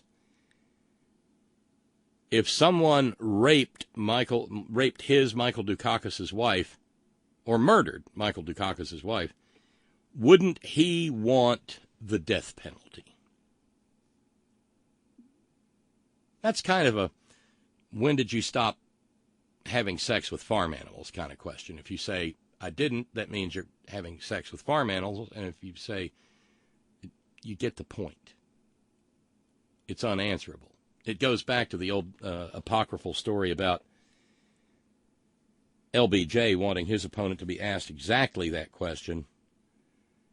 And when his campaign manager or whatever said, LBJ, we can't do that. We don't know he's done that. Literally having sex with farm animals. LBJ said, I know that. I don't care. I just want to hear him deny it. Well, Michael Dukakis was slimed with the Willie Horton ad in which Lee Atwater expertly tapped into the always simmering fears of about to shit their pants white conservative America, that if Michael Dukakis became president, whole legions of murdering, raping black men was going to be let out of prison and you know, ask running around asking anyone they could find, Hey, where are the white women at? right? It was so nasty that Lee Atwater, when his brain was finally being eaten alive by cancer, when he realized it, and he felt because I guess he believed in hell or something, but he felt the flames of perdition beginning to lick at the soles of his feet. He begged forgiveness for the vile, hateful filth he had used his life to disseminate. Now, here's the thing about Willie Horton, because you have to be honest about this stuff. The Willie Horton story was not first put into the political consciousness by George H.W. Bush or his campaign.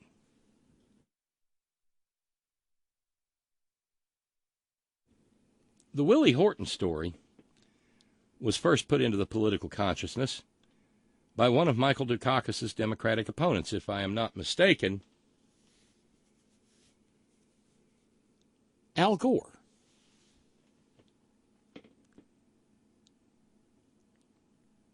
Check me on that. Well, it's a long time from 1988 to 2019. 30 years, as a matter of fact. 31 years. Jim letting us know that he worked for the Dukakis campaign in 1988. I was at the Democratic National Convention covering it with CNN in 1988.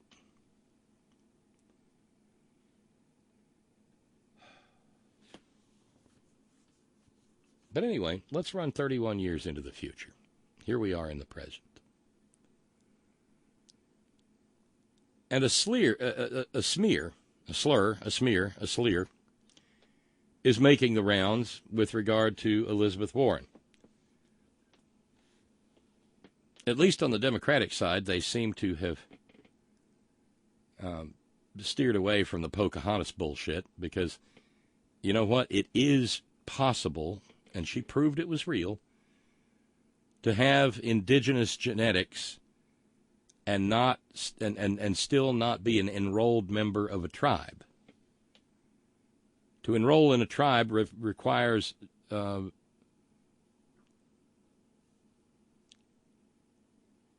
certain percentage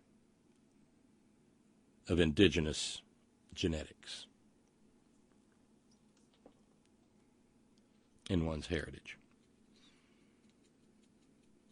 Now, Nitwit Nero will continue to yell Pocahontas, and hopefully at some point maybe she'll get a chance to defend herself against him personally. No, what they're working now, the right wing is, and particularly the Washington Free Beacon, they're taking issue with her story that she taught school for 1 year and then was forced out of her teaching career because she became pregnant. Writing at the Washington Free Beacon, Colin Anderson said, the Riverdale Board of Education, yes, really, Riverdale. She had students like Archie and Jughead and Betty and Veronica. The Riverdale Board of Education approved a second-year teaching contract for a young Elizabeth Warren, documents show, contradicting the Democratic presidential candidate's repeated claims that she was asked not to return to teaching after a single year because she was visibly pregnant. No, it doesn't contradict it.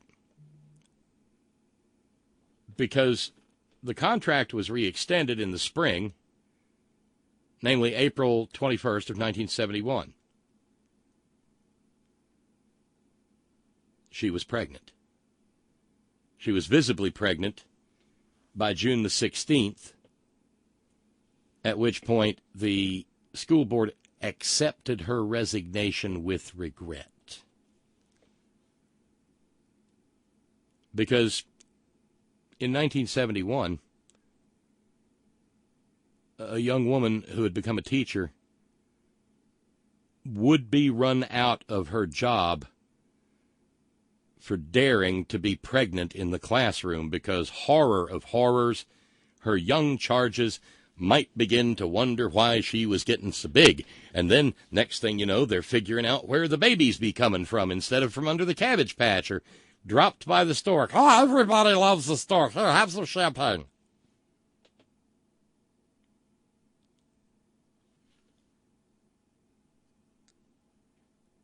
People have leapt to her defense, women pointing out that, in fact, yes,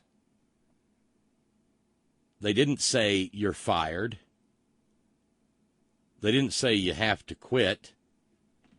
They would just insinuate it, and that it was an understood, unwritten rule.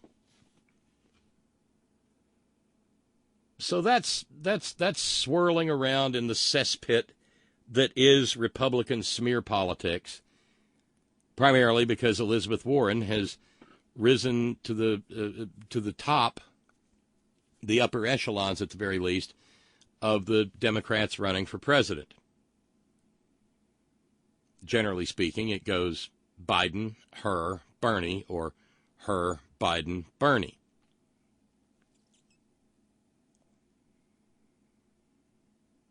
But there's a reason I brought up the Dukakis story relative to Willie Horton. And that's because just as the Bush campaign was not the first one to bring up Willie Horton, but instead it was a Democratic opponent, the same appears to be true of this slur.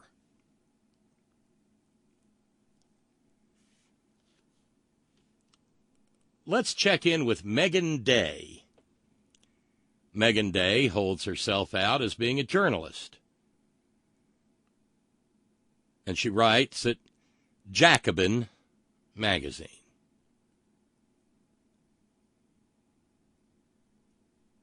She dug up a 2007 interview with Elizabeth Warren in which she said, I was married at 19 and graduated from college after I'd married. And my first year post-graduation, I worked in a public school system with children with disabilities. I did that for a year. And then that summer, I didn't have the education courses, so I was on an emergency certificate, it was called. I went back to graduate school, took a couple of courses in education, and said, I don't think this is going to work out for me. I was pregnant with my first baby, so I had a baby and stayed home for a couple of years. And I was really casting about thinking, what am I going to do? My husband's view of it was stay home. We have children. We'll have more children, and you'll love this. And I was very restless about it. So somehow in the fevered imaginings of Megan Day at Jacobin Magazine, and Jacobin Magazine exists largely to support another candidate, Megan Day declared that this means that Elizabeth Warren lied about her teaching history. But it doesn't do what Megan Day claimed it did.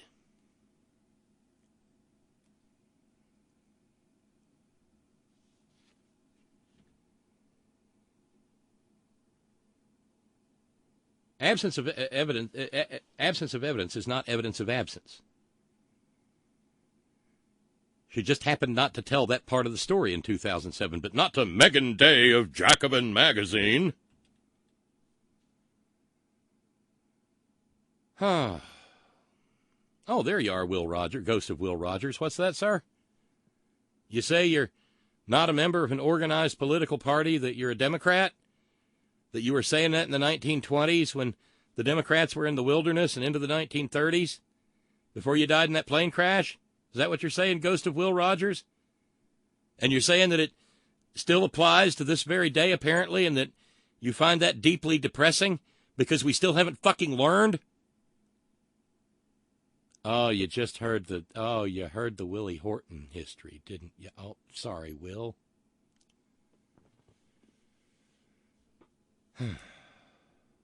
And now, of course, Kellyanne Conway is sleazing merrily along. Another Elizabeth Warren lie about Elizabeth Warren. Warren's claim she was dismissed after her first year of teaching because she was pregnant has become a cornerstone of her stump speeches.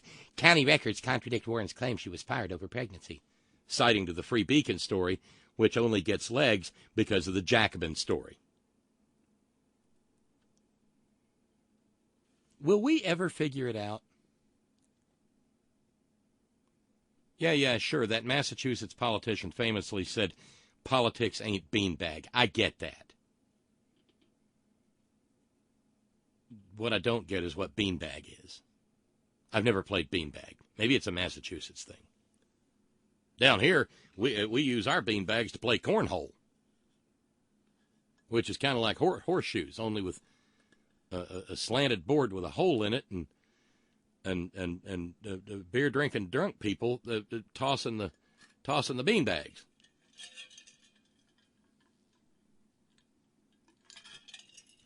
Quite often in these parts, the targets, the goals, will be painted in Mountaineer colors, although I have seen them done in Marshall colors as well.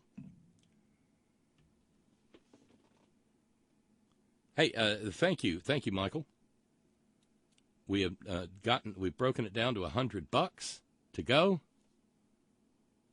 Thank you very kindly indeed. So in the next hour or so, maybe we can round up $100, and then we'll be even going into prayer meeting Wednesday, and the deacons won't have quite so much to sweat. Thank you, Steve. Steve in New York says, yes, it was Al Gore. I thought so. Ron in Raleigh says, Lee Atwater. I don't think Lee would have called Willie a black man. Don't forget, Lee was also responsible for the rat fucking of Gary Hart. That's so true. Ron observes, Republicans are barely human. Bill in Allentown, Captain Kangaroo. Sometime in the 80s, Lee Marvin was telling Carson, who has said, no, not going there. The Lee Marvin, Bob Keeshan story has been utterly debunked. Lee Marvin was shot all to pieces. Bob Keeshan was a Marine, but he never saw action,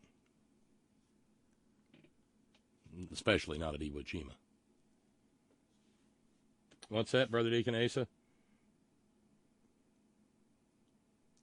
By the way, in case anyone's curious, the correct answer to when did you stop having sex with farm animals is immediately after I last mounted your mama.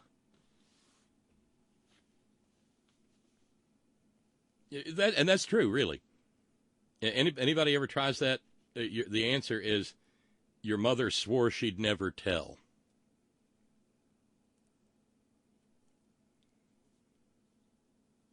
You got to fight fire with fire.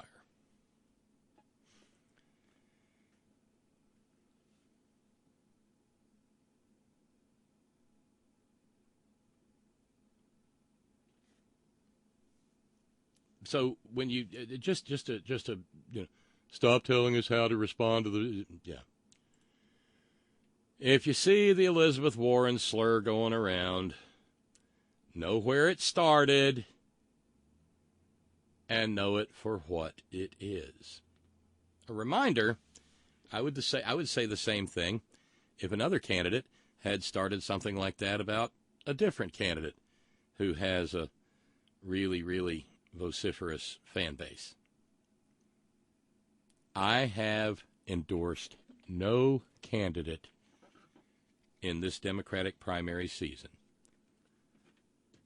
The only candidate I am endorsing is whomever it is that happens to get the nomination. And I will eagerly vote for that person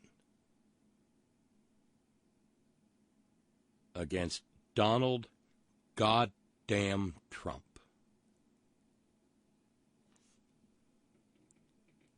Lee Atwater and that word, Scott in San Diego says correct. He was definitely not unfamiliar with it.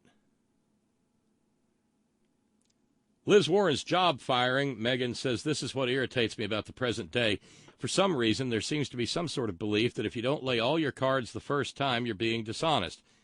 Liz Warren probably didn't want to broadcast the fact that she was forced to resign over being pregnant, because when you do that while being female, that's capital B, capital F, you're deemed hysterical and paranoid, and then you spend the better part of your time, well, maybe it really was this, as if what happened to you in your own life didn't actually happen. Entirely true. Thank you, Megan. That, my friends, is a 2-hour filibuster with more stuff yet to be gotten at, but I am not going to keep Todd just hanging on hold. Hey, Todd. I don't know about all that. You don't know? Well, yeah. Well, I'm just a leftist Dominican French person looking for white women. I understand. You didn't get that joke, did you? Yes, I did. Okay, fine. It should be that way. Look. Yo, you know what? At the pace we're going, I think Lou Dobbs could be the next secretary of. Yeah, that would be Lou Dobbs, Secretary of Derp. I mean, why not? I mean, that's what he likes is the Fox News people. But I'm sorry, I shouldn't have brought that up. Look, this is not Wednesday, but I don't know if you're going to talk about this story I mentioned. Just I'll be quiet. I won't even talk about it. But did you happen to see a car story in South Carolina that had to do with weapons, like guns? No. And the religion. Oh my God. No, bring it. Okay, this is some onion shit. All right. And there's a place near Greenville, right? Okay, wait. Let's be clear. Onion shit in like as in. I'm surprised. I thought it was from the onion, or this onion shit as in this has many layers like unto an onion. The former and somewhat of the latter. Okay. So there's this car dealership out in the hinterlands of Greenville called Honea Path. Honea, Honea. They are giving away, if you get a vehicle, they'll give you a Bible, an AR-15.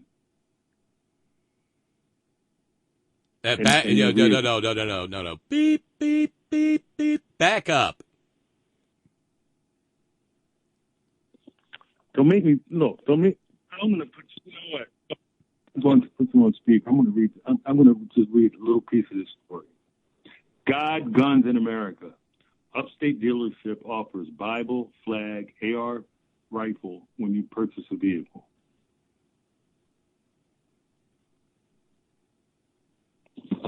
Did you hear that? Yeah, I'm reaching for the hockey puck because this ain't going to get any better. No. This is serious. This is like The Onion. And then, wait a minute, here's one paragraph, and then I'm not going to read. We're not taking a political stance in any way, shape, or form, Hughes said.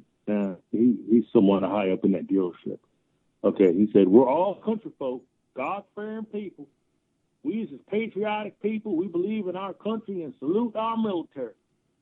The promotion runs through September, November, and as long as needed. So he said he has people. I was like, what the fuck? So this country's fucked, man. We're in two different spheres right now. I don't even know what to say anymore. I'm not surprised by anything that the president thinks he's an emperor or a monarch. This whole not showing up for subpoenas. My God, so for a traffic ticket, you have a warrant out on you. What's going on here? That's, well, I mean, the short answer is, hey, that's South Carolina. Forget it, Jake. It's Chinatown.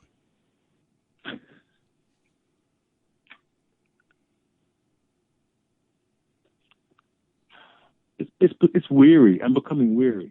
Like a lot of people are just weary now. This is bullshit. People have been confusing what they like and what makes them feel good, as opposed to what is constitutional and what is within the lines of the law and what is not within the lines of the law. Right. And let's be clear, Todd. There is a certain segment of this society where those lines do not matter at all. Whereas there's another segment of our society where they are brutally drawn with extreme prejudice. Well, we're in a tough place here. I don't see any easy way out of this at all. I really don't. I don't. And I don't know if Steve in Georgia has been listening to Washington Journal, but these people are fired up, and they're not meek and shrinking violets. And they say, my president, they're still saying give him a chance. To do what? These people believe that the no NATO is a good thing. Like, because he says it, because the Great White Hope said, oh, yeah, we don't, that's just extra stuff. We don't need that. We don't need NATO. We pulled out of Syria. I mean, this shit is just about that. This shit's about to jump off. It won't take that long. It'll take maybe 11 months if this goes through over in Syria, and with Turkey getting certain types of weapons. If Turkey can get our weapons and the Russian weapons. Well, see, that's one of the things that sort of made me, whoop, what? At one point, Nitwit Nero said, Turkey's a great ally. They're helping build our planes. I guess some component of the F-35 comes from them or gets manufactured over there. I can't imagine why. But, see, we stopped the sale of the F-35 flying paperweight to them because they bought a Russian anti-aircraft system. Now, what better way to engineer an anti-aircraft system than to have a few of our very best aircraft, our very best, allegedly, fighter aircraft to tailor the anti-aircraft system to? It comes to mind, doesn't it? Well, I mean, it came to mind. Mind. Ooh, it's a cowbell. No, that was just me stumbling over my own tonsils. Oh, well, that's what scalpels are for. Look, well, I don't really mean. I mean, are they swollen? Are they inflamed? No, they're not even there. I got my tongue wrapped around my uvula. Oh, well, you need to call Bugs Money for that. He'll pull it out. Yep, right. No, but that I don't understand. Like these people are so simple, Simon. They don't get it. they don't understand. I don't know what they're thinking about. They just feel good. It's like, you know what, this dude. You remember how Engels was like, okay, religion's opiate of the masses. Trump is the heroin for these people who just want to cling on to a forgotten, long gone America. They see this crusty old white man who's supposed to be rich and got all these horse-looking women around him, and they want to be like that. And they're authoritarians, and the women just want to be told what to do and all that kind of nonsense. And they like that. They're willing to take that at any cost because they don't want to have to think too hard. They don't understand what we're talking about right now. They have no idea. They have no idea. Like, well, I like him. That's what you're going to get. He just makes me feel. He proves I'm right. He proves I've been right all along about all them people I hate. Right. Exactly. Yep. They were up to no good, right? Like, you were spying on the president before he was even president. Yeah, because he was committing crimes. No. But he's crazy. No. He's like me. Yeah, you're crazy too, motherfucker. No, this shit. How the hell can you have two? Come on, man. The two weapon systems. And that key piece of real estate. Now, we've talked about Turkey before. Come on. We're going to have to go Wayback Machine, to the 900s, 1100s, come on. That's like a keystone on a door, on the arch above the door, man. It's a keystone. This is nonsense.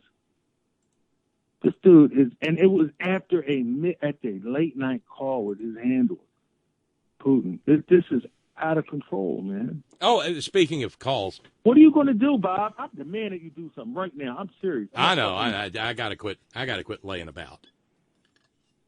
Yeah.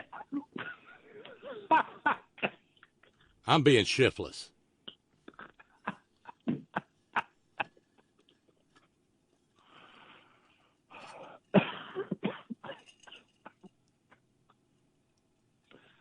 But you have a platform. You can do something, man. You can make these people act. Sure I can. What?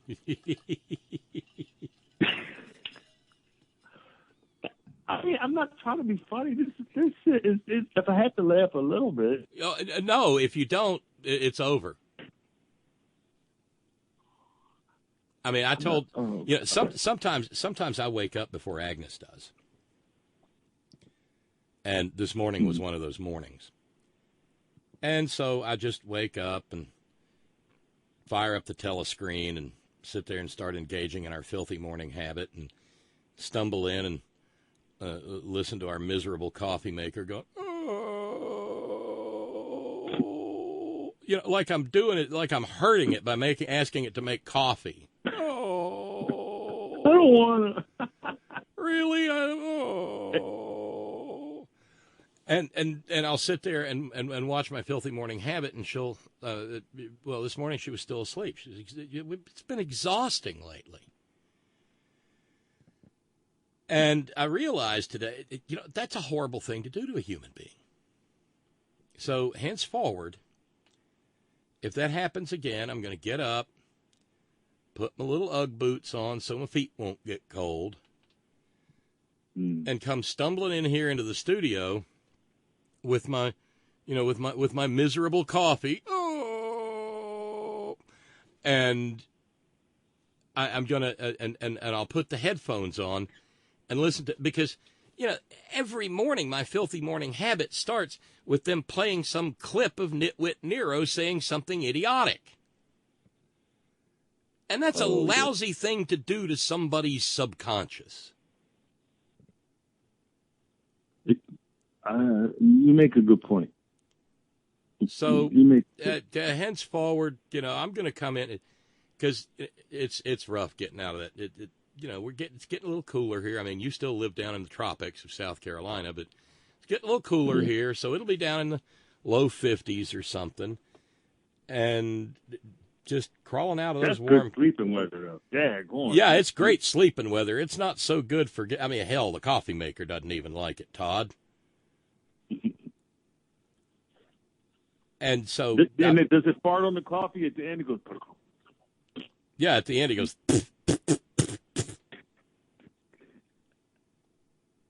Sort of like that old joke about what's the last sound you hear before a pube hits the ground. Yeah. Well, there went dinner in this mountain time zone. That's okay. And by the way, you got a note from Steve in New York. Oh, dear Todd. What's up? It's not that the Trumpansies don't understand. They understand plenty. They like. Yeah, I think there's a lot of truth in that. That's worse. Yeah, he makes them feel good about their clannishness. Yep. And that dawned on me the other day. You know how much I hate that term that's been bandied about for 2 or 3 years now. Oh, it's the problem is our tribalism. Pisses me right off. But I finally figured out why the Tiger Mom, who first put that word into play with her Tiger Mom book her tribalism book. I figured out why she chose the word tribal. Why is that? Because clannish was taken. Well, who took clannish? We know who took clannish. The Klan? Right. See, they subverted a perfectly useful, multi-purpose English word. Because a clan used to be, a family group. It could be, your clan is like, clan but the word is toxic now. I mean, can't even unless you're specifically saying Clan MacLeod and there can be only one, then unless you say it with the fake stupid brogue, then the minute you hear the word clan, well, it's white sheets and burning crosses and pointy hoods. Wow. That sounds like some, 45 territory in terms of branding. That word's been branded now. They were successful in that. Yeah. Mm-hmm. No, and let me be clear. There's nothing wrong with the coffee maker. That's just the sound that those machines make. Because they do. Because hey, let me bring this up really quick. Yeah. Before I forget, because this is something for everyone. Like sometimes you have people who want tea, some people are coffee drinkers, and you have to make copious pots of coffee because they have to have good coffee. But one way, those reusable nylon, whatever, coffee filter things, cone or basket, whatever, or you can even get a bamboo one. They are excellent to make any size cup of coffee you want, as long as you know the measurement. Depending on what coffee you're using, around a tablespoon, a big tablespoon, a small tablespoon, whatever. Sometimes 2 tablespoons, depending on what kind of coffee you drink. But you put it in one of those over the cup. You can make a single cup. Oh, a pour over? Yeah, there's a word for that now. It's a barista word. What? It's a pour over, Todd. It's a pour over. Well, look, but it's a trick to it. Honest to God, because I got a gift from somebody gave me something from Worldmark. I'm not going to say their name because I don't really go there. One of these like Pottery Barn looking places.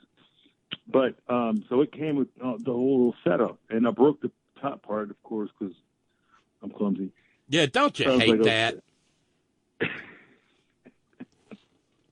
It was like, I was so upset. I was like, wow, okay, fine. So then I don't know when, I was like, wait a minute. All it was like a thing to hold the filter. I said, I have a reusable filter. So I said, let me try this. Because I'm already used to cowboy coffee or whatever, and some people like that. But the trick is to, just the first pour, you just wanted just enough water, boiling hot water to get all the grinds moist. And let it drip for like maybe a minute and a half, not that long. Then you start to add the water and let it fill up, because otherwise you're not going to get full efficiency out of your coffee grinds. But it makes a wonderful cup of coffee. Oh my God! I can't go back now. It will turn shit coffee into a great cup of coffee. Well, see, I'm a big fan of French press coffee. Mm-hmm. But for that first cup, I have precisely zero patience. And so we've got the little reusable, sustainable thing that fits the K-cup hole. Mm-hmm. Mm-hmm. And now they make little teeny tiny filters. Right. For the K-cups. For the little K-cup adapter. Right.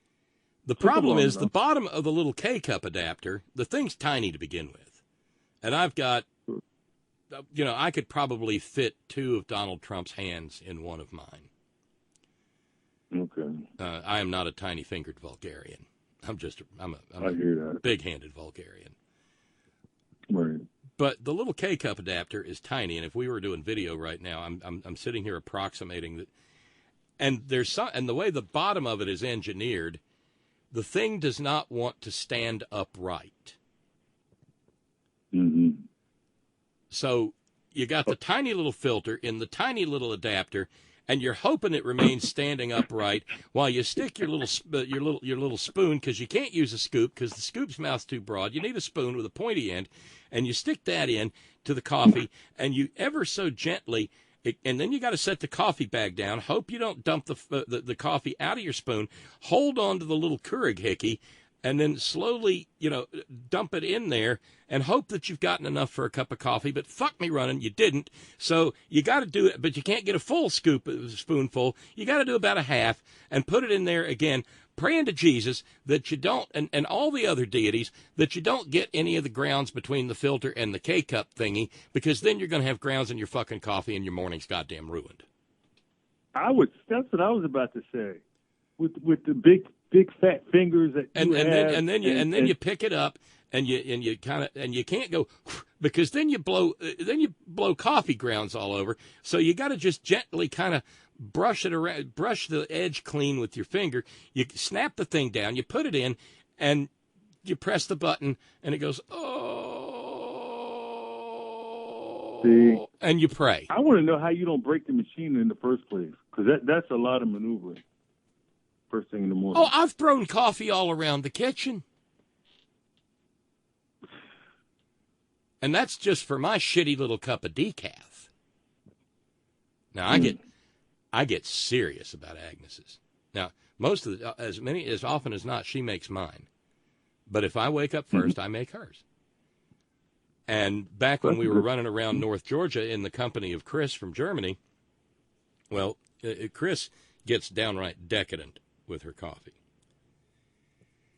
And so now what I do is I get the cup out, I pour the half and half into Agnes's cup, then I pour in, I squeeze in a little bit of chocolate syrup, and I before the coffee. Yeah, and I stir it around, and then I use espresso for the first cup, and I make it on the smallest setting. And it goes, oh. And it makes, and so the espresso goes in there. Then I take the spoon and I make sure that the half and half because I'm making a mocha basically, is all stirred up. Then I do another container that's 100% Colombian. So we got a blend going on. And then when that's done, I reach in the fridge and I pull out the whipped cream. And I until it's got a nice little mound of whipped cream there. And I take it into her, and it makes her smile. Yeah, it ought to. That's yeah. Well, I don't know what the male version of barista is, but yeah, he's doing the start. Yeah, well, that's a nice frothy latte. That's a mixed latte. That's beautiful. No, it's a Campana. A Campana has a name. Campana, Compana. Get out. It sounds delicious. That's what Chris done teached me. I remember talking with Chris when you guys were in Philly. That sounds great. Well, see, it helps, man. The give and take. Give and take is the way to go. That sounds great. And that's true. Ron and Raleigh points out you don't make coffee with boiling water. That's true. You want your But no. If you want to get serious about it, I think it's like 196 degrees. And so when I'm doing my French press, I've got one of those hot pot water thingies, and you can push the button because I found it like in the manager's cutout bin at Wally World or whatever. It was marked way the hell down because I'm a cheap bastard. And so you can set it for like 100. But I'm not Gil like in Breaking Bad where he has the... So you can set it for 196 degrees, and man, it goes ping, and you pour, and yeah. I figure when I cut it off, the kettle off, put it on the stove, go over. I mean, when I say boiling water, by the time I get it to the cup, yeah, I know what you mean now. Yeah. Well, tea is like that too. You don't want it scalding hot water in tea; it'll just kill the flavor. You have to, like you said, there's a certain temperature because you want the essential oils to seep out without burning them. And so this morning, before we got really going, a certain something special arrived in the mail yesterday. Oh, no. Mm-hmm. I don't know if you heard Tracy talking about it, but there's a restaurant out there that does homemade apricot pineapple jam. Oh. And so Tracy lovingly and carefully rolled it up in like 97 layers of bubble wrap. And she also included a fresh jar of Trader Joe's yuzu to make sure that I don't bust out in Jones. Oh, she hooked you up with the yuzu too. Oh yeah. Man. But the deal was, I promised her that if the rain let up, I would take the not quite as good but close enough for around here. Not quite as good as Trader Joe's, but yeah, it's called Izzio's sourdough. And I went out and I fired up the propane griddle. And I put some, and once it was good and hot, I put some European butter on it and let it melt and put that sourdough in it and let it toast that way. And then flipped it and toasted the other side lightly. And then while it was still nice and hot, I spooned on the apricot and pineapple jam. Oh, man. Jeez. It was righteous with the coffee.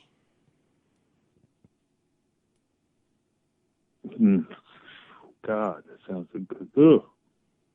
Damn, I keep thinking cream cheese. I want that with some cream cheese because Oh, now I'm getting shit. Now I'm getting shit from Scott in San Diego. You missed a step, Bob. You forgot to sprinkle a few shavings of good quality chocolate onto the whipped cream. This is West Virginia, Scott. Good quality chocolate here is called Hershey's. Don't give her any ideas. It does sound. Ooh, you could use it like a cheese shaver. Anyway, Yo, that sounds delicious. Oh, that stuff. Oh man, fucking stink bug. God, they're the fucking things are the state bird of West Virginia. I kid you not. There's no way to keep. The state's only billionaire, Jim Justice. That son of a bitch has stink bugs. Everybody has stink bugs here. I hate them. I saw one yesterday. I just had one. You know what? I just had one park right on my right tit, and I was like, and I hope I didn't piss it off and get stunk. Yeah, they're anyway. They're ubiquitous. They're everywhere. Yeah, you've got them. Well, I find one. They're ugly little bastards.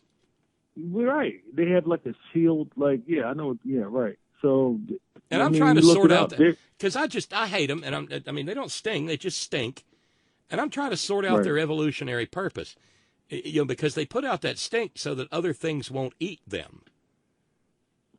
So is there? But nobody mess. I've never seen anybody any other insect family. Right. Insect. Matter of fact, they go away. There's nothing around when this is like they're going about their business. Like, you don't belong here. Why are you here?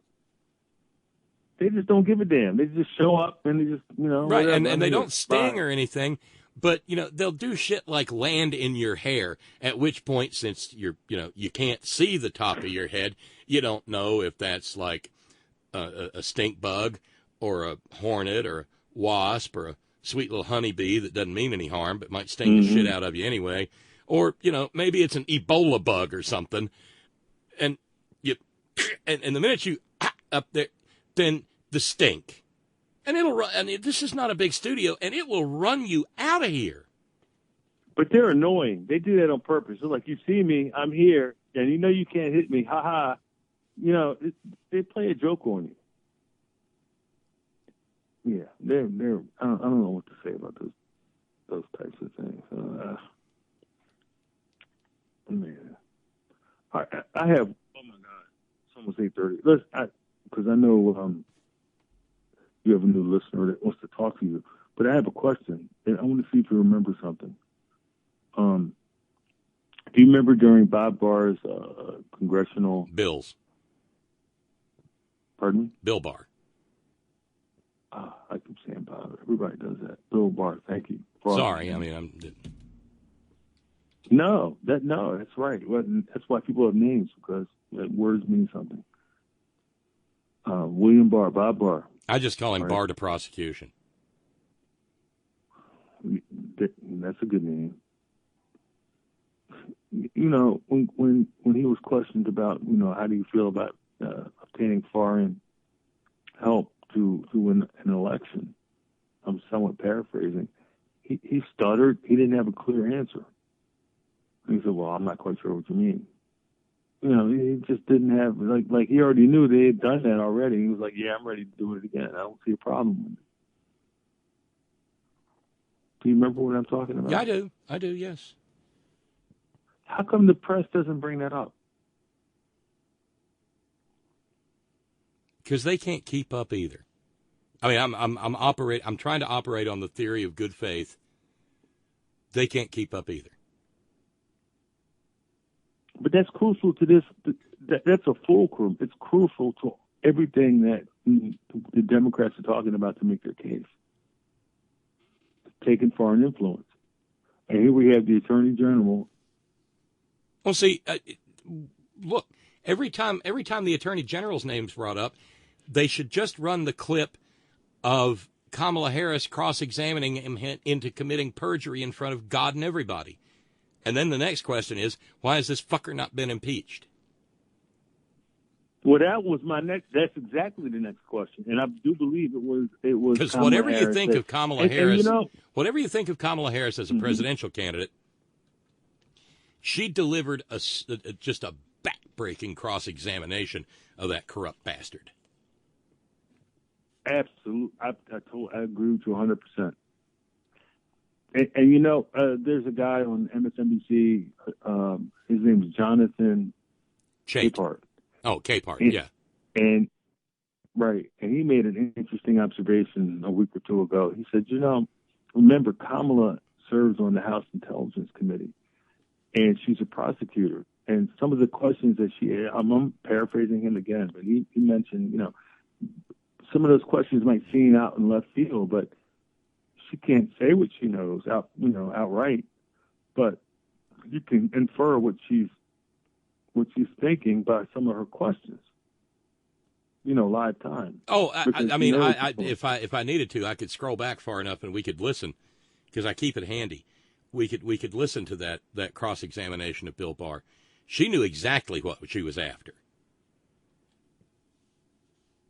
Yeah, he got stumbled on one word. Like, it was a simple word. Like, I'm not sure what you mean. What was that again? He's a terrible liar.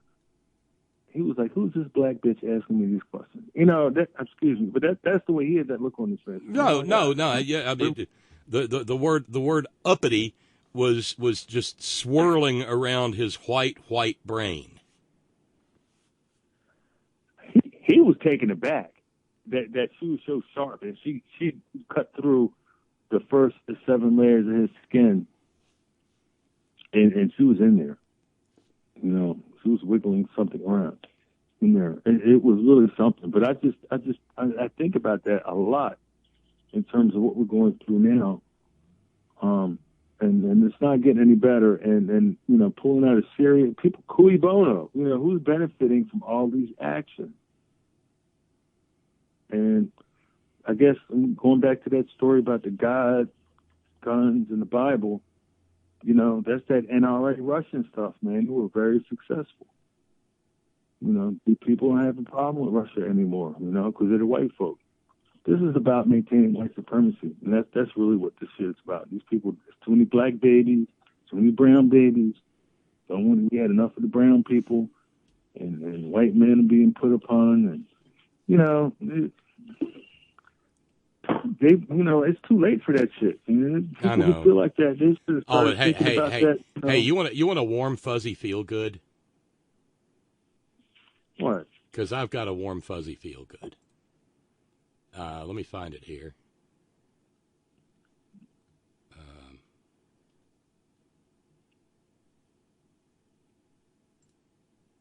Won't take but a second. So I just ran across this today. Yashar Ali.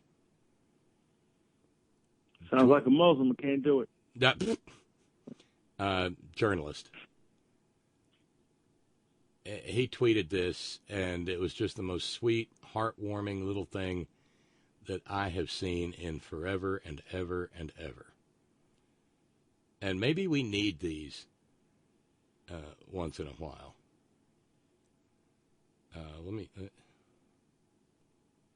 There it is. This is a little fella on the way to school. And he's been given a morning, and he has a morning affirmation. And it's, like I said, it's so sweet. It just made my day. Because he's taking the first earliest steps of his young learning life, and somebody's teaching him to make every day a good one. Dig this. I am smart. I am blessed. I can do anything. I am smart. I am blessed. I can do anything. I am smart. I am blessed. I can do anything. Did you get that? Little guy's got his little backpack on over his little jacket. Guy's little Gap ball cap on. Got a banana in one hand, and he's just walking down the street saying, "I am smart. I am blessed. I can do anything." And I usually he's ready for the day. I usually rebel against the religious stuff, but you know what? Being blessed doesn't mean you've been blessed by any particular, sky critter or anything. Maybe you're blessed because you got a good mom and a good dad, or a good dad and a good dad, or a good mom and a good mom. Maybe you're having maybe you're getting off to a good little start in life. And I saw that in that little guy. Oh. Man, that's nice. You know what that reminded me of when I went to my friend's Phil Freeland's memorial last week, and he had, I don't know if Ryan was there or not. There were a lot of people there. Durham. Let me say this about Durham. Durham has an energy. Downtown Durham. Oh my God, it's nice. It's really nice. It's cool. It's nice. But anyway, his kids. One of his sons had his family up there, so they were Phil's grandchildren. And one of them was really little. Everybody, all the little kids took the microphone, and they were inspired. And they had something to say similar to what you just played. And it was an uplifting for a memorial. I'm telling you, it was uplifting. It was like there was a spirit there. And maybe, all religion might be is a focus of spirit. Because you think about when people go to church, everyone's focusing on one thing. It brings in, you don't have to believe in a religion or a person or a deity. Maybe it's about energy, a focusing of energy. You know what I mean? And that's just a thought. But what you just said reminded me of that. To see, because it was a very small child, Phil's grandson. And he was little, and he remembered a poem, and he recited the poem, and he got the response from the audience, and it was something. It was really something, Bob. It was on the news. It was something. Anyway, I've taken up enough of your time, and maybe someone else has something to say. And everyone goes through certain things, and certain things are trials, and certain things are tribulations, as they say. And you know, life is. Sometimes we don't appreciate life when it's really easy, and we start to take, pay more attention when it's hard. But that's what life is. Life is like the ocean. There are waves, there's ebbs, there's flows. And there are riptides. Oh, I'm pulling out every handy dandy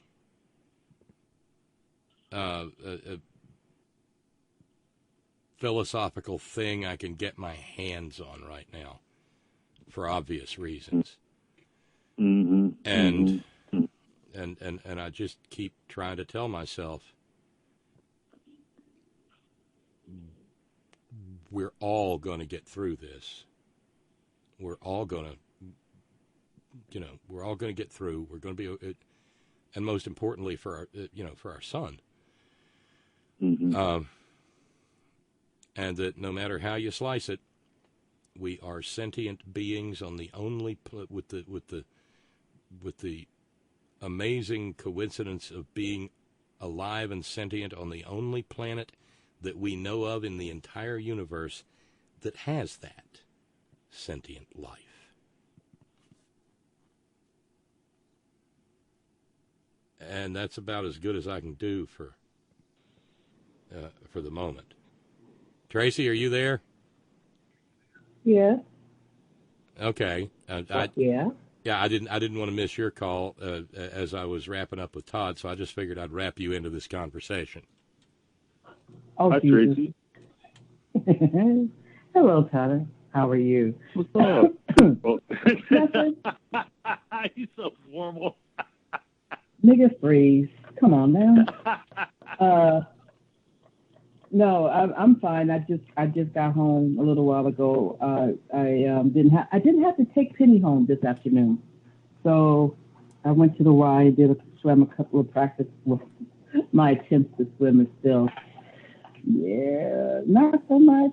And then I did a couple of miles on the treadmill, and now I'm at home cutting up bell pepper for jambalaya. Winning. That part. Winning. Well, I'm going to let you guys talk. I want to hear you, Tracy, talk. I was just thinking, what am I going to talk about? I have been kind of out of the, I've been out of the loop. I've just kind of divorced myself from the bullshit. I'm worried for the wife because, the Dodgers lost last night. And the Dodgers are in trouble? Well, the series is tied 2-2. The deciding game is tomorrow night. At least the good news is they're back here at LA at Chavez Ravine at Dodger Stadium. Yeah, that helps. The Nationals aren't going quietly into that good night. No, and of course my Braves will probably break my heart too. Oh, are they in the playoffs? Yeah. St. Louis. They're American League, right? Oh no, National League. I'm a National League guy. The National League. Okay, the American League plays American League plays that ball with 10 players on the squad. Ain't baseball. That's not baseball. Where the pitcher doesn't where the pitcher doesn't have to stand in and bat. Oh, that's some bullshit. Even I know that. No. That's right, because they play the Dodgers, and the last couple of times they played the Dodgers won. Because like I said, I don't. Baseball, the only thing I care about with baseball is my fondest memory, and I was telling, after I did that 5K the Sunday before this past Sunday, my fondest memory growing up, my grandfather, my dad's dad, paternal grandfather, now he had a TV in the living room. That was back when there was only one TV in the house. But when I would go visit, he would sit in the kitchen playing solitaire, listening to the Dodgers baseball game and Ben Scully announcing. I don't ever think he ever watched the game on television. I think every game he would just listen to it on the radio. And you know what? You have somebody like Ben Scully enough. Right, exactly, because the play-by-play announcers of yesteryear were they were 20th century homers. You know, the Iliad and the Odyssey. Right. It's like back in the day with Chick Hearn, for the Lakers. Same thing. You didn't have to watch the game when Chick Hearn was announcing. You did not. No, and I would say the vast majority of play-by-play announcers now who do so with the benefit of video, they're as much an annoyance as they are a benefit to the broadcast. But when I was a little boy, we'd get in the car. My dad was far from home down in Alabama, and he would drive to a high point in the county on a Sunday afternoon, trying to bring in the Reds' Sunday afternoon ball game if he didn't have to work on a Sunday. And we would sit there in the car listening to the Reds on the radio. See, that part. And it was magic. And those people were great. It was, like I said, I and just to listen to Vince Scully, and it was still a lot. He is still with us. God bless his soul. He retired, I think, was it last year or the year before?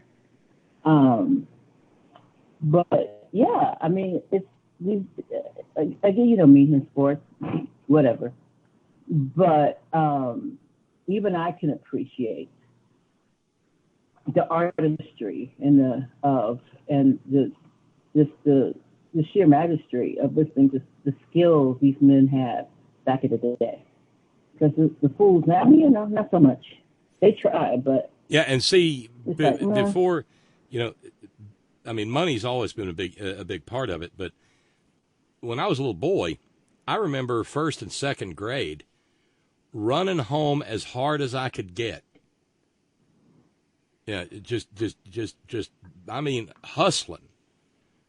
Them little legs just a pumping to get home because the World Series was on TV in the middle of the afternoon. That part. And day baseball. It's a lot more. There's something a lot more enjoyable about day baseball than night baseball. But Tracy, I've got a story for us. We got a story. I got a story. Do I need to go sit down and get the really big glass of rock gut? It's just. At this point in time, all these stories are just another day in America, another day in Trump America. Okay. It comes out of Pennsylvania, Pennsylvania.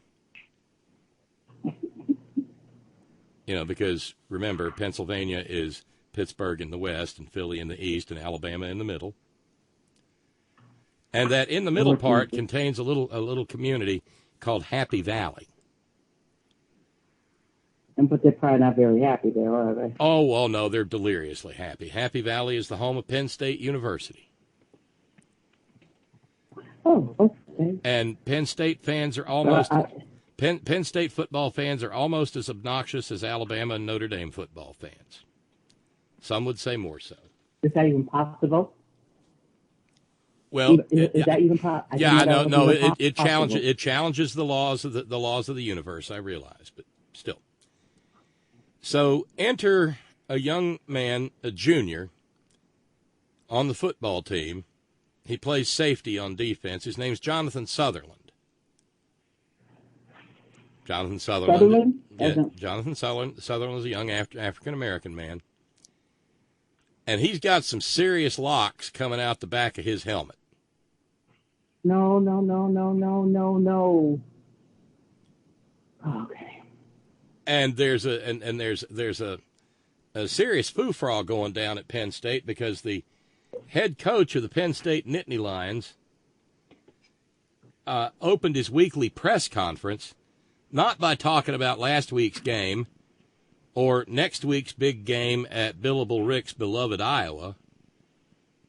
No, he addressed a letter that was sent and put out for public consumption by some, let's say, older Penn State fans.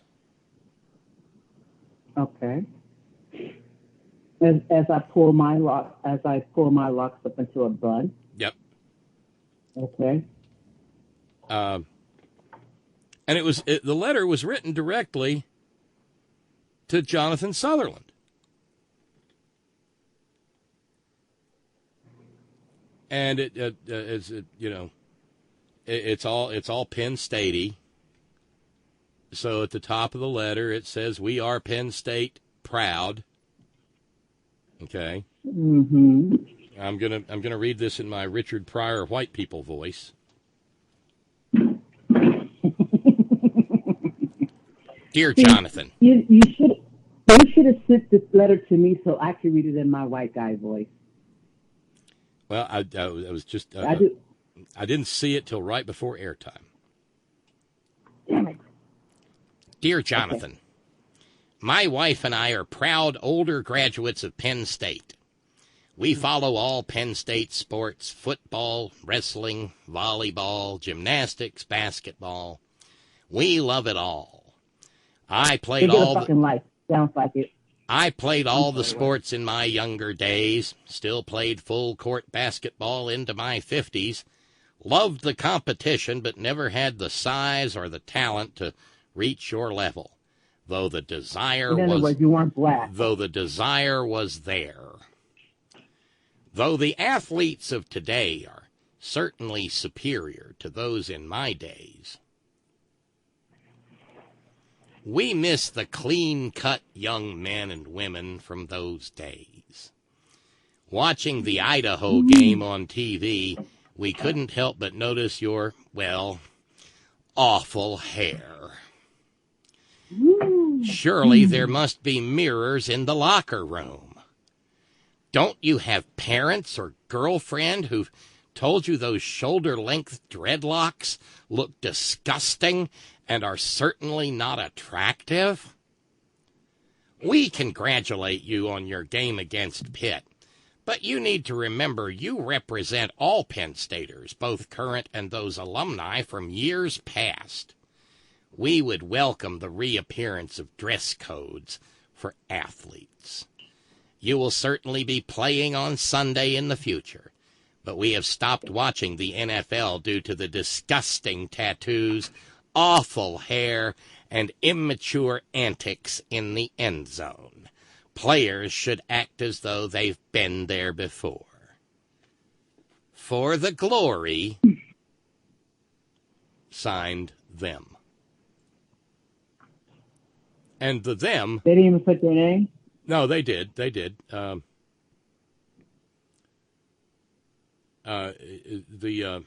trying to find... There's a name here.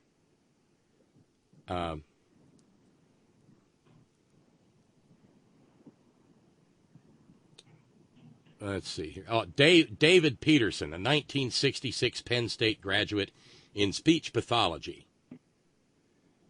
So that was the year I was born. And he said, I would just like to see the coaches and get the guys cleaned up and not looking like Florida State and Miami guys.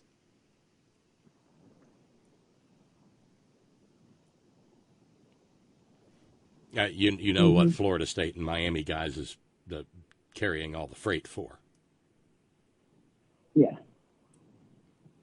You know, those ghetto gangbangers. Get those Negroes. And so the letter writer just owned it and still stands by it. But here's the thing though. I read all the way. I read all the way through that shit, and recognizing it for what it was, and the dog whistles and the code that was in it. The first thing that came to my mind is, I know how that sumbitch votes. That part. Oh, he votes Republican I bet him and his wife have an RV full of maggot hats and maggot shirts and they like the clean cut little maggots. But to James Franklin, the head coach of Penn State, by the way, Penn State's football program should have been given the death penalty a few years ago when it turned out that it was, a little boy rape university. And Joe Paterno knew. Yeah, and Joe Paterno knew about it and just kind of looked the other way. But Franklin. So how does he fix his mouth to talk about clean cut when the head coach was raping little boys? Or one of the coaches? Well, the little boys that were being raped were clean cut, Tracy. Okay. And the guy doing the raping of the little boys was very clean cut. Mm-hmm. To his credit, James Franklin said, "The football that I know and love brings people together. It embraces differences, black, white, brown, Catholic, Jewish, or Muslim, long hair, short hair, no hair. They're all in that locker room together. Teams all over this country are the purest form of humanity that we have. We don't judge. We embrace differences. We live, we learn, we grow, we support, and we defend each other. We're a family. PSU football brings people together like very few things on this planet." And, it's gone around on social media and created a firestorm. Penn State itself responded by saying, "While we don't know the source of this letter or the authenticity, obviously its content does not align with our values. We strongly condemn this message or any message of intolerance." And then the athletic director, Sandy Barber, said, "I stand with our Penn State student athletes and appreciate how they represent PSU in competition in the classroom and in the community. Their dress, tattoos, or hairstyle has no impact on my support, nor does their gender, skin color, sexuality, or religion, as long as they don't unionize and try to make us pay them." Oh, I added that part.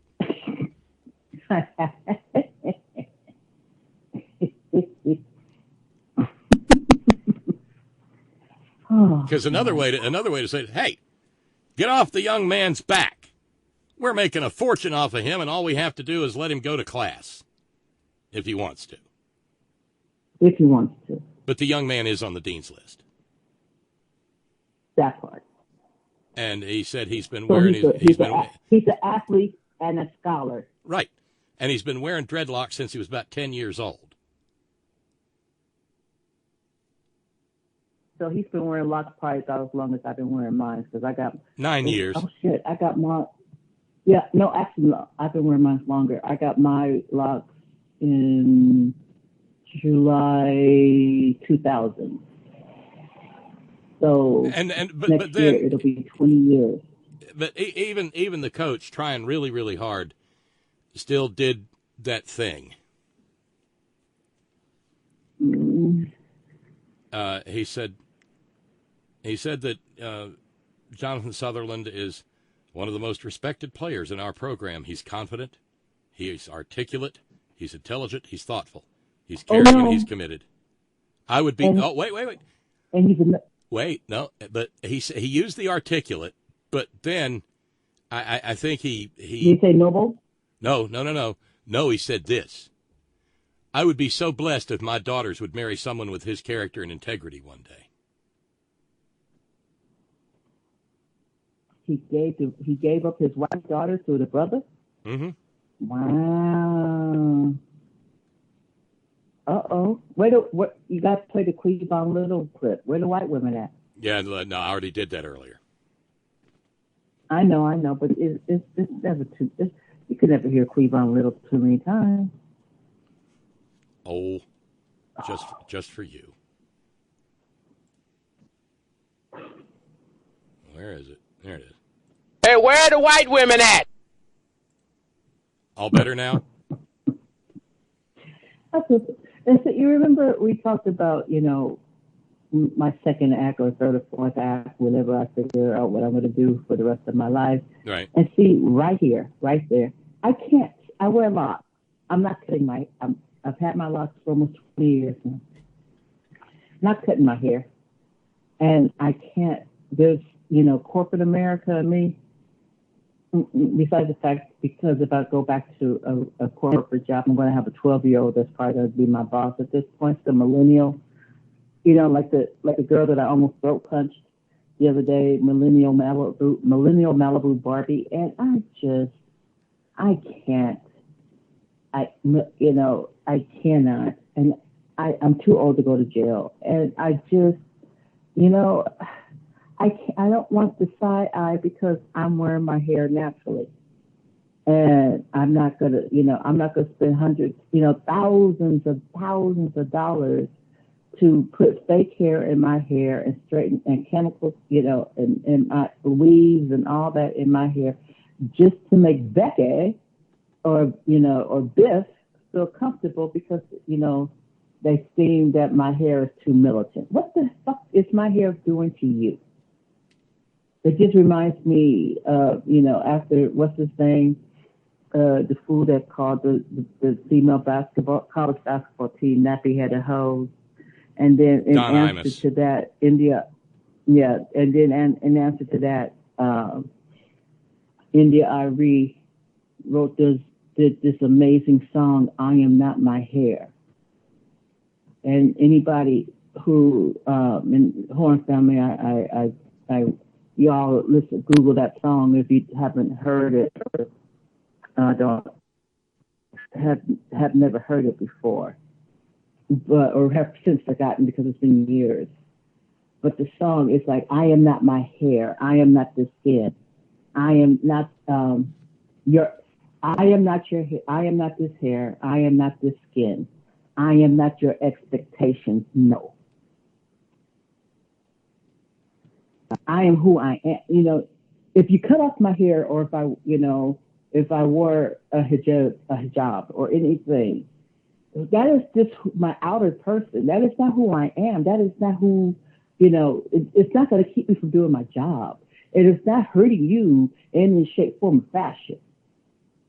But you're so caught up in your whiteness and you're threatened, anything that's not, that white people deem, other or too ethnic or threatening or militant.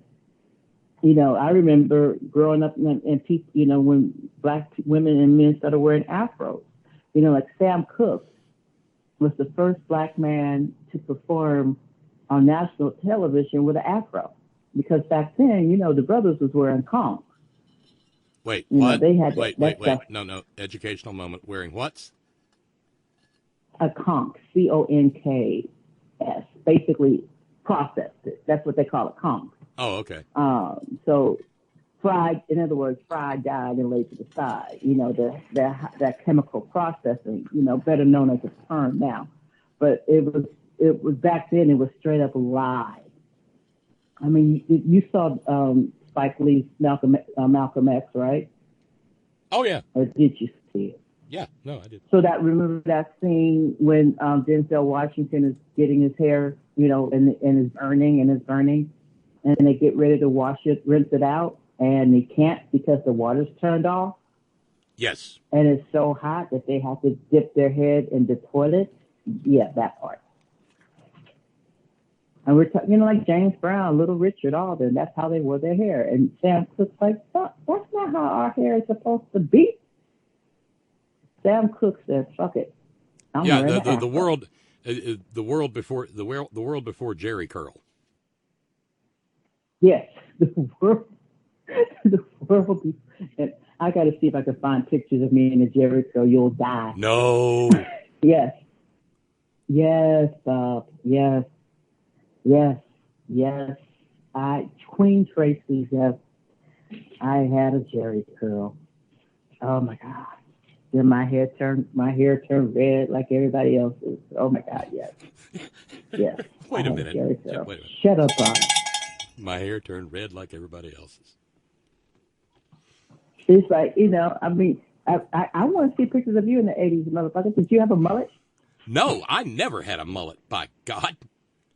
But they're all gone now. I don't know whatever happened to them. But man, me in 1982, 83 with my Peter Frampton hair, Okay, so that was my next question. How big was the hair? Oh, no, in the summer of 1983, I had gone probably close to a year without a haircut. And back then, when I had all of it, my hair started curling the minute that it emerged from the follicle. And I never had a perm or anything. I never had a perm or anything in my life. And I'd get out of the shower in the morning, shake it, and get on down the road. And it would, I mean, I don't look like Peter Frampton, but from the hair out, it looked like the cover of Frampton Comes Alive.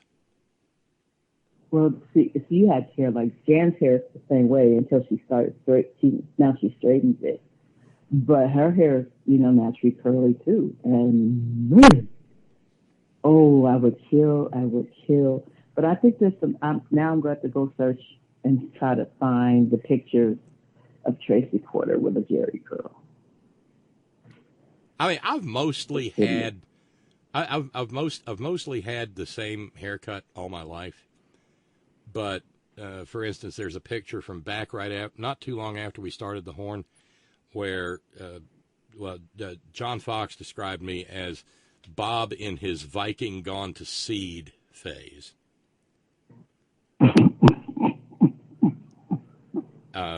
Because somewhere along the way, when I started, when I started getting older, the curl fell out of my hair. Oh, that sucks. And so now it does it a little bit, but not like it used to. Of course, when it was doing, I mean, it was almost. The part of the reason I laughed when you said, then my hair turned red like everybody else's. I'm thinking, yeah, like mine, because it wasn't copper, but it was almost there. It was strawberry. It was strawberry blonde, way on the strawberry end of the spectrum. No, there was this stuff called good Fred oil. Oh, wait a minute. We have done it to Terrace again. Subject line, Bob in a mullet, laughing like a crazy man on Caltrain again. One of these days we're going to make trouble for Terrace that way. It was a few months ago. He was getting some really strange looks in the gym because he had his headphones on, only he wasn't listening to any music. He's listening to this program and, cackling. Well, there's the stuff back in the day called good Fred oil. Yeah. Tracy? You? We disconnected for a moment. Good Fred oil. Good Fred oil. So it was like, S-curl and, basically like, so grow from, coming to America. So, an Afro Sheen wasn't like Jericho. Afro Sheen was basically Wait. Didn't Afro Sheen sponsor Soul Train? Yes, Afro Sheen sponsored Soul Train. I thought it did. And the best Afro Sheen commercial ever was the Afro Sheen commercial. The Frederick Douglass Afro Sheen. Yes, absolutely. The Frederick, it's like, young brother, what you doing with your hair, man? Oh, I miss the 70s. God, I miss the 70s. That commercial had a sort of Schoolhouse Rock quality to it. Yes, it did. Only live action. I'm still mad that you did only live actors, but man, that commercial, you have to. One day when we do it, when we don't have, you don't have to do it not tonight, but we have to find a commercial just to play it for the Horn family. I think you played it once, but that commercial is the most awesomest thing ever. And I remember watching that commercial. I mean, Soul Train was the shit. It's because again, there was not a lot of representation. I mean, for Black people. And Soul Train was just us being us. And, because the only thing we had, was American Bandstand. And even when black artists were allowed to perform on American Bandstand, they couldn't be black artists. But then you got people on Soul Train, and they could be black, Jerry curl wearing, Negroes, grease flicking on the ground, just platforms, bell bottoms, booty shorts. Oh God, Afro puffs. Lord Jesus, that part. The minute my hair touched my ears, my father began having conniptions. Let's see. Yeah, no. He said the best haircut I ever had was my 10th grade year of high school when I had to get my hair done into a crew cut for a play I was doing. He was brokenhearted when I didn't keep it. What play did you have to do that you did? I was playing an Army colonel in the Second World War. Oh, okay. Yeah. That part. Well, see, I miss the 70s. I miss the music. As a matter of fact, I'm throwing my mama's 70th birthday party, and I'm still going back and forth with the goddamn menu. But the one thing that I don't have to worry about is the music, because it's going to be all 70s and 60s all night long. What else would I play? That's it. Motown. You can come up into the 80s, little Prince, little Michael.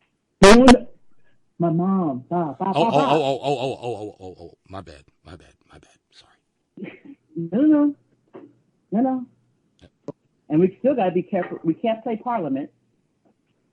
Oh yeah, you can. Fast Light. You could do some Funkadelic. We could do some Parliament. Yeah. But we got.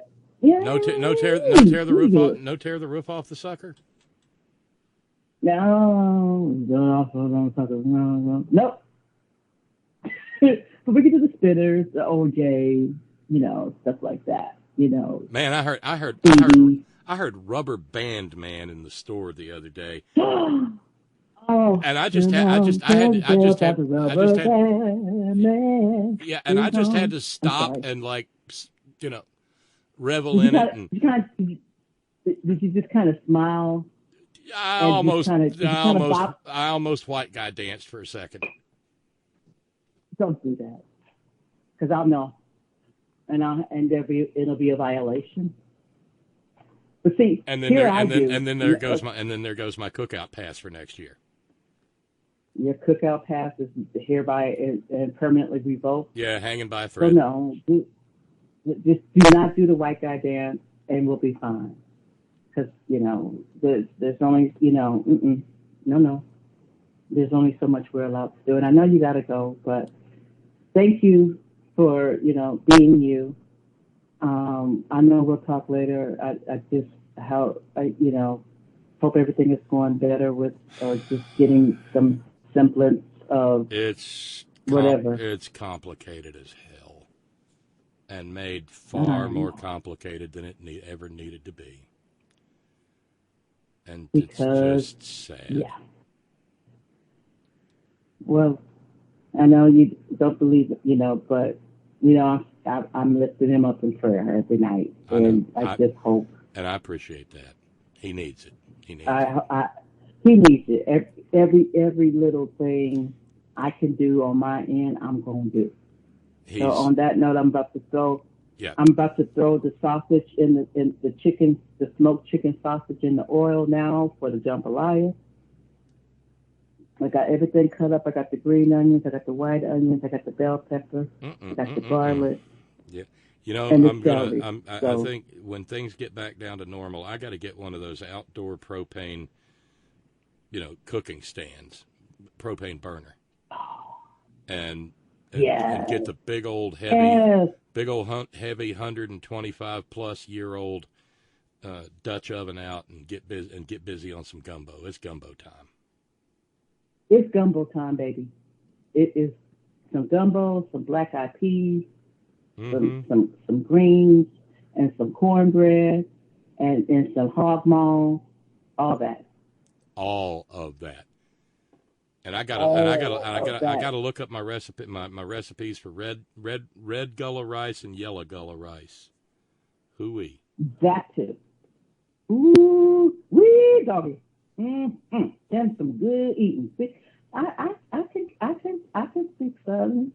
Mm-hmm. You just stay the hell away from here. That's all. No, I'll come visit, but y'all keep, nah. Like, real quick, and I know, because I told you the other day about my well-meaning white friends and my wife talking about us retiring down in Texas. Yeah. And they're like, but it's okay. It's gotten better. Now, I said, I love it when white people are telling a black woman that everything's okay for black people in the South. I'm like, okay, tell that to Sandra Bland. Right. No, it's gotten better And is like saying hell is 10 degrees cooler. That part. So, and on that note, I'm out. Love you all. Good night, Horn family. Don't forget, if anybody got money to give Bob, don't hesitate. Drop him a couple of dollars. He needs it.